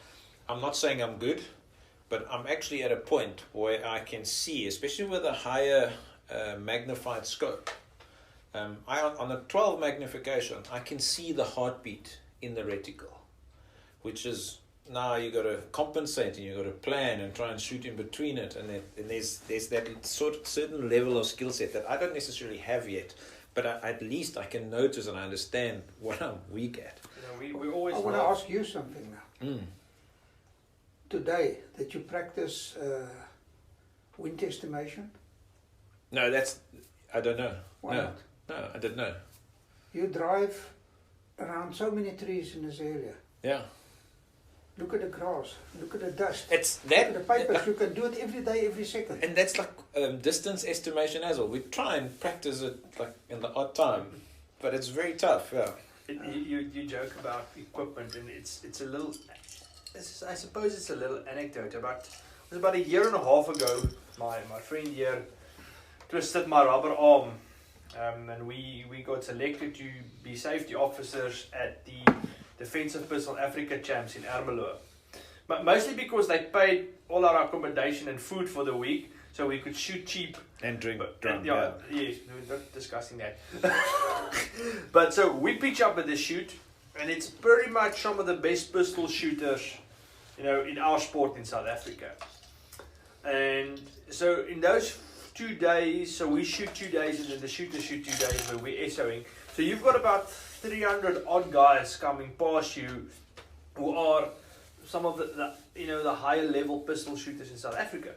So you see all kinds and all sorts and all guns and all equipment of every flavor, color, kind. And there's this one guy, Cornell van der Westhuizen. I think he shoots for Pretoria Defensive Pistol or something. And he rocks up and he shoots this little Glock 26. Stock standard 26. Nothing I'm not even sure if he runs a proper sight on it. 6 rounds. He shoots backup gun division. 5 rounds in the magazine, 1 in the chamber, in the division. He competes against guys that shooting 10 in the magazine, 1 in the chamber. He shoots 6th overall. Yeah. For that whole competition, with this little, it's proper skill. Now that's again, and that's skill set. It's a man behind the rifle. Exactly. And to see a guy that happen, and then every time a guy tells me, yeah, but I need to spend this money, and I need to buy this gun. You see these guys rock up with these custom built STIs, and yeah, no. To answer your question further, level 1 is then where me and Nico is taking the guys Saturday and a Sunday with his basic stuff. Help him getting the platform right, and then focusing on the fundamentals so that they can go away on a Sunday afternoon with a minute of angle grouping at 100 meters, or if possible a sub-minute of angle. If we achieve that, we achieved a lot. Okay, and we build your confidence. That will show the guy that without buying millions of dollars of equipment, I can go into this sport. Obviously, as you progress, you need better and better stuff. As you become better, you need better stuff. Okay, but a telescope is not going to make you the world champion. No. It's time on the range. So level number 2 for the precision shooting is where you now come back. Now we take you further, distance-wise. Now we're going to focus on more detail into the fundamentals of shooting, into judging the wind, reading the wind, reading mirage, because mirage is the best way to understand wind. Oh, that's Okay. true, yeah. Very few people know how to use that.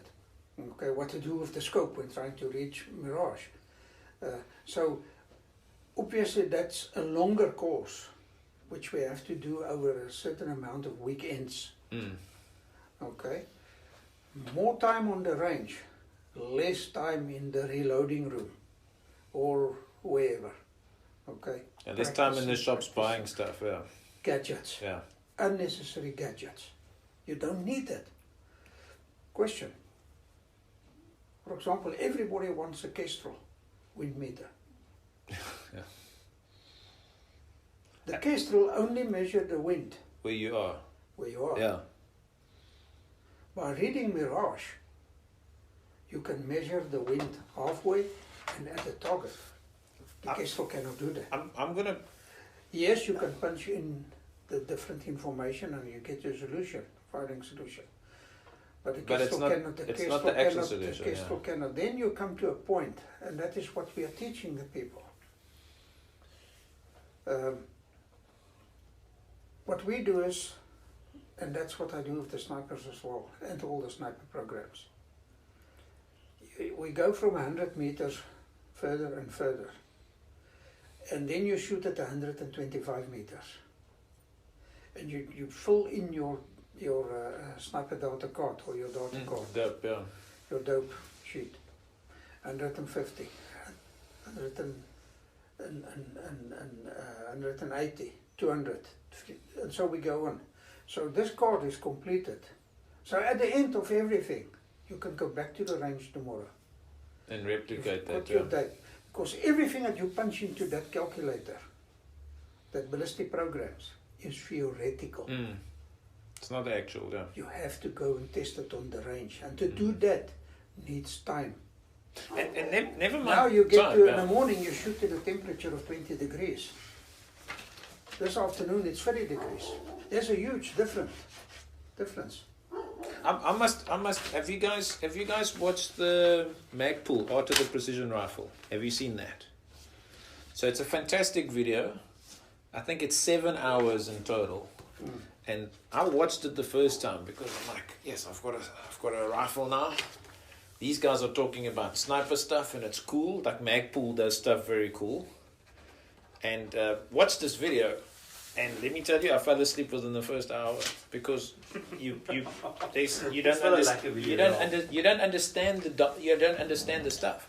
Yeah. So just to put it into context, I first watched that video in 2008 or 2009 or something like that. So in that whole time since now, I watched it again maybe 3 years ago, and that was about the fourth or fifth time that I watched it, and it was the first time that I could actually watch the thing through, because I had the experience and some sort of knowledge in terms of what they were talking about. Because like the first couple of times watching it, the information was just like you have no point of reference. I haven't experienced it, I haven't seen it, or I haven't practiced any of it, and I think what a lot of people actually underestimate is, like you said, the fundamentals. And it's one of those things I'm really irritated with myself, not making a bigger effort to getting almost professional training rather earlier in my shooting, let's call it my amateur shooting career, so that it wasn't wasted time until now. Because yes, you know how many times you go to the range, you need to figure something out, and then you shoot, it's a windy day, and then no, can't shoot, it's windy today. That's actually the best day to shoot, so that you can learn and experience it and figure it out. So I'm really interested in it. Unashamedly, I think I'm gonna try and pull some strings with you guys. I need to come to it. You see, what makes SFC Tactical Solutions different, and this is extremely important. Nico mentioned our background. We both instructors, and we all know the Army instructors, they train good instructors. The methodology of instructing. So what makes us different is not only our military background and experience, okay, it is the individual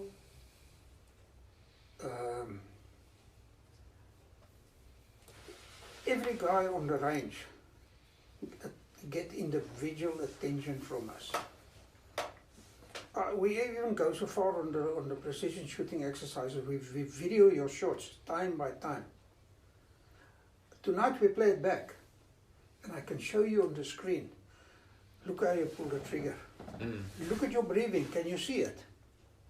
Because you can pick it up.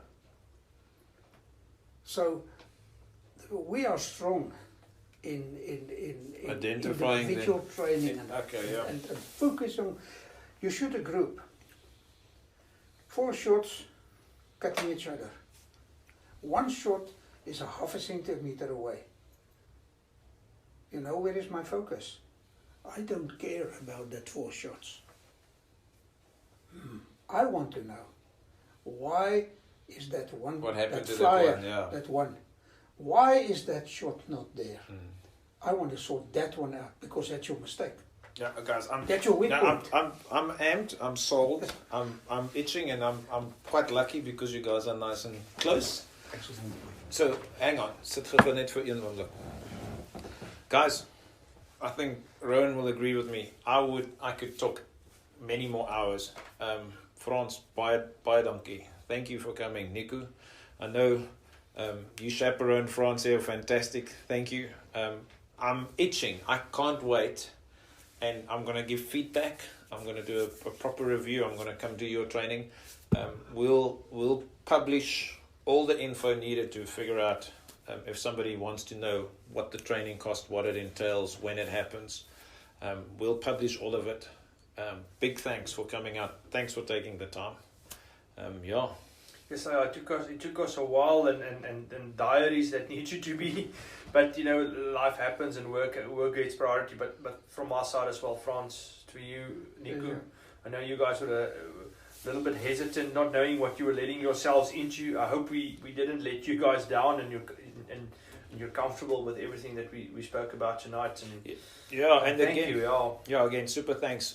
Guys, we'll also publish, I think the second book is coming out. We'll publish info on the first book where you can get it. It's, like I said, very insightful. We'll do a proper intro in terms of what we wanted to achieve about this. But yeah, Musa, thanks. This is awesome. Like I said, I can braai many nights. I'm excited to see what the training you guys offer. Yeah, thank you again.